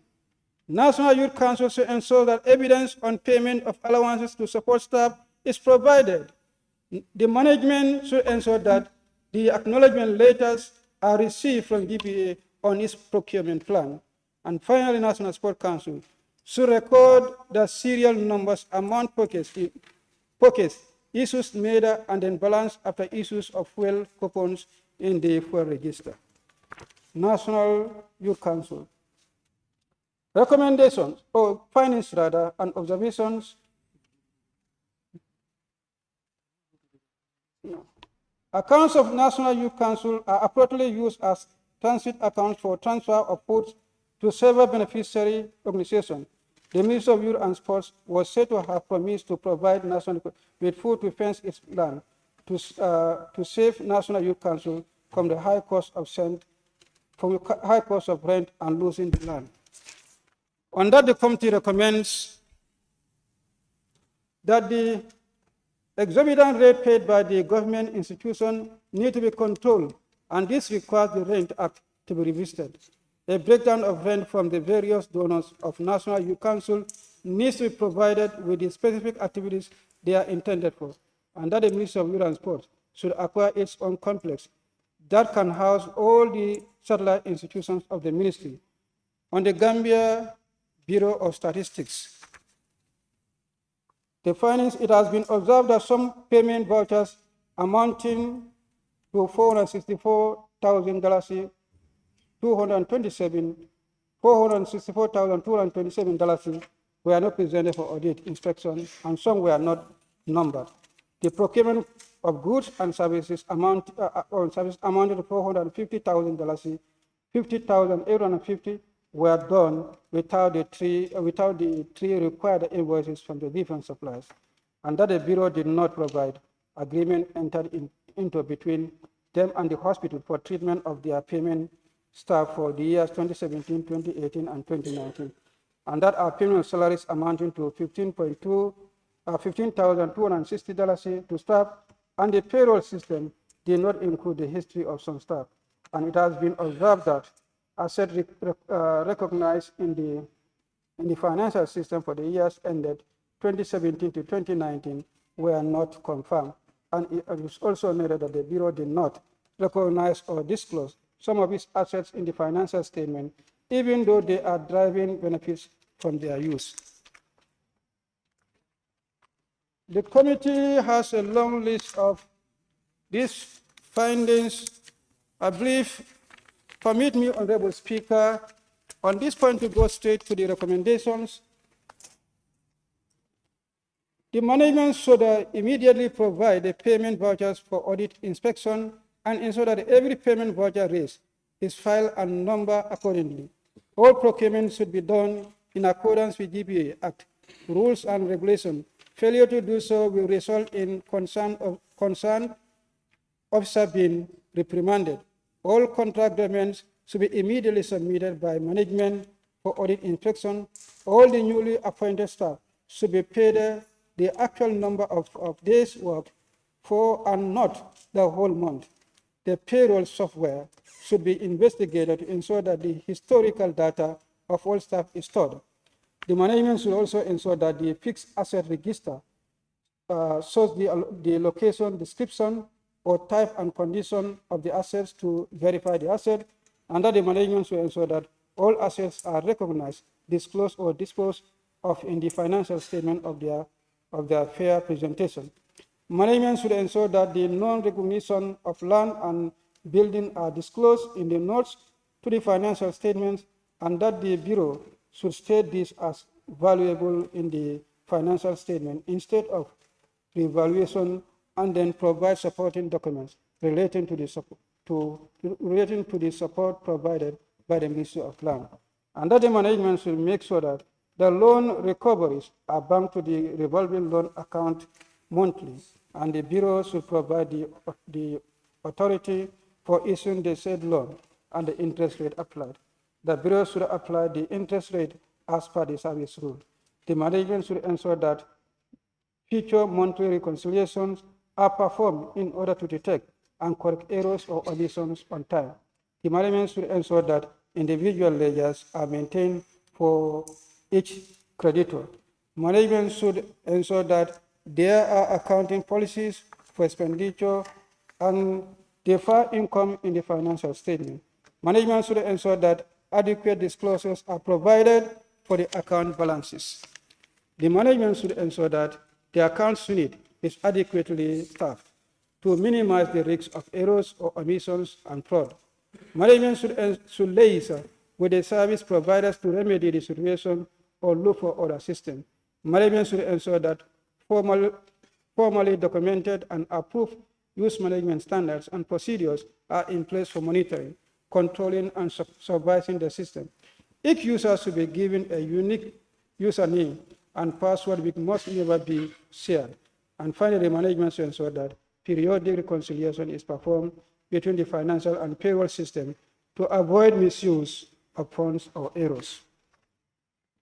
On the Gambia Competition and Consumer Protection, again, Honorable Speaker, we have a long list of findings which also are related to the recommendations that are made, and there, can you permit me to take you through the recommendations provided?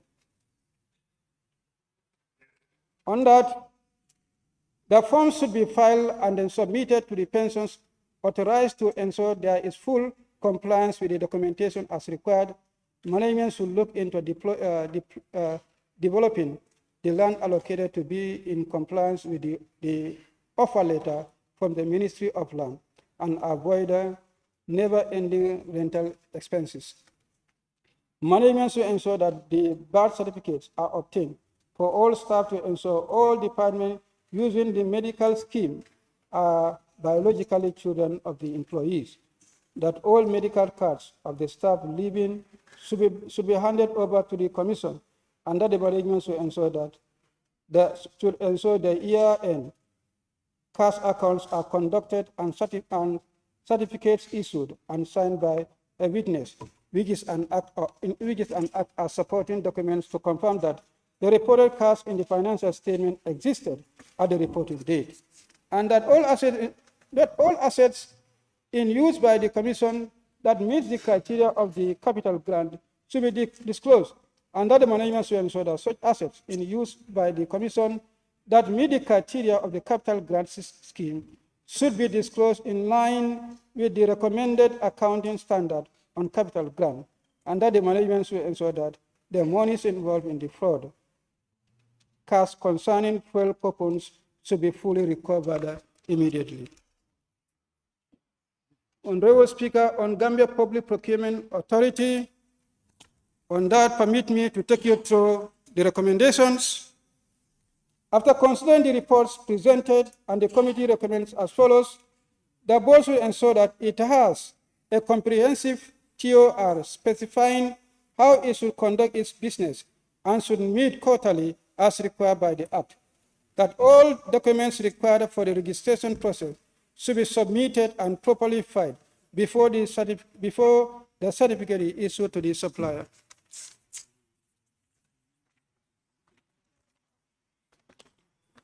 Job descriptions should be developed for all the staff and copies maintained in their personal files. Statutory deductions on taxes and pensions should be paid on or before 15th day of the following month. Outstanding balances must be settled immediately, and the management should engage the staff with the non-performing loans and ensure they are fully recovered by December 2023. That the Ministry of Finance should designate an institution to review GPA's procurement compliance and reporting accordingly. There is need to look at the regulatory framework for single sourcing to ensure value for money. Gambia Revenue Authority, Honorable Speaker and members of the August Assembly, permit me to take you through the recommendations. Management should ensure the asset module in accounting system is utilized, which should automate the asset management of the authority. Going forward, management should ensure that the investment appraisal process is documented and approved, that GRA to immediately submit to FPAC documentary evidence on all their investment with effect from 1st January 2023 up to date. The management should ensure there is full compliance with the approved loan policies of the authority, and all outstanding loans without title deeds must be corrected immediately. A staff loan provisioning policy should be developed and approved by the board to ensure consistency in the treatment. Management should ensure that the staff with long outstanding leave areas proceed on leave as soon as possible. Management should periodically review the threshold set and take a position in the event of staff exceeding the threshold. All employees that are no longer in the service of the authority should be deactivated. Management should ensure that delivery notes are always obtained after the purchase of fuel in line with best practice. Management should further improve on inventory system limitation to ensure historical data from the system can be maintained for adequate reviews and monitoring.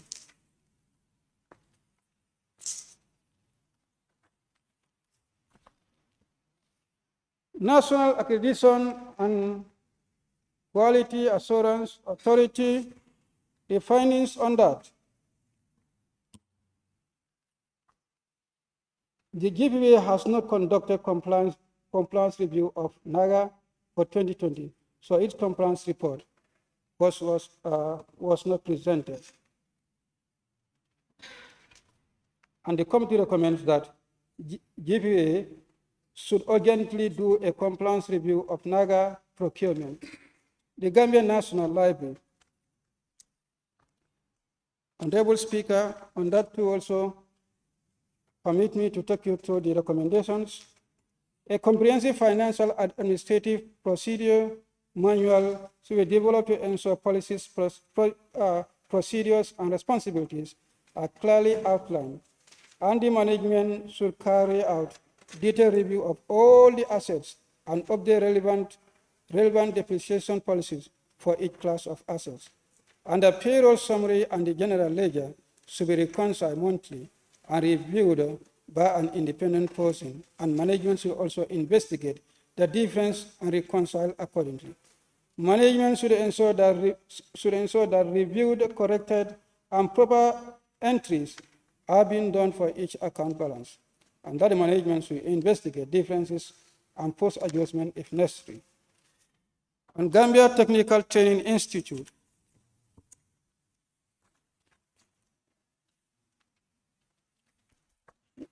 We have a long list of the findings and observations and henceforth recommendations. Then allow me to take you through the recommendations. The internal audit should report directly to the board subcommittee. The overall planning of the internal audit work should be reviewed. The institute should operate in line with its approved annual budget and desist from all forms of pre-financing arrangement. Reconciliation should be done on a timely basis, and the resulting reconciling items should be investigated and resolved in a timely manner. Internal audit should carry out reviews of the general ledger, postings, and account balances to ensure that postings are accurate and complete. Management should ensure that statutory deductions are paid to the respective institutions within the required timeline. Management should review its current chart of account structure with a view to aligning the account structure with the reporting needs of the institution in order to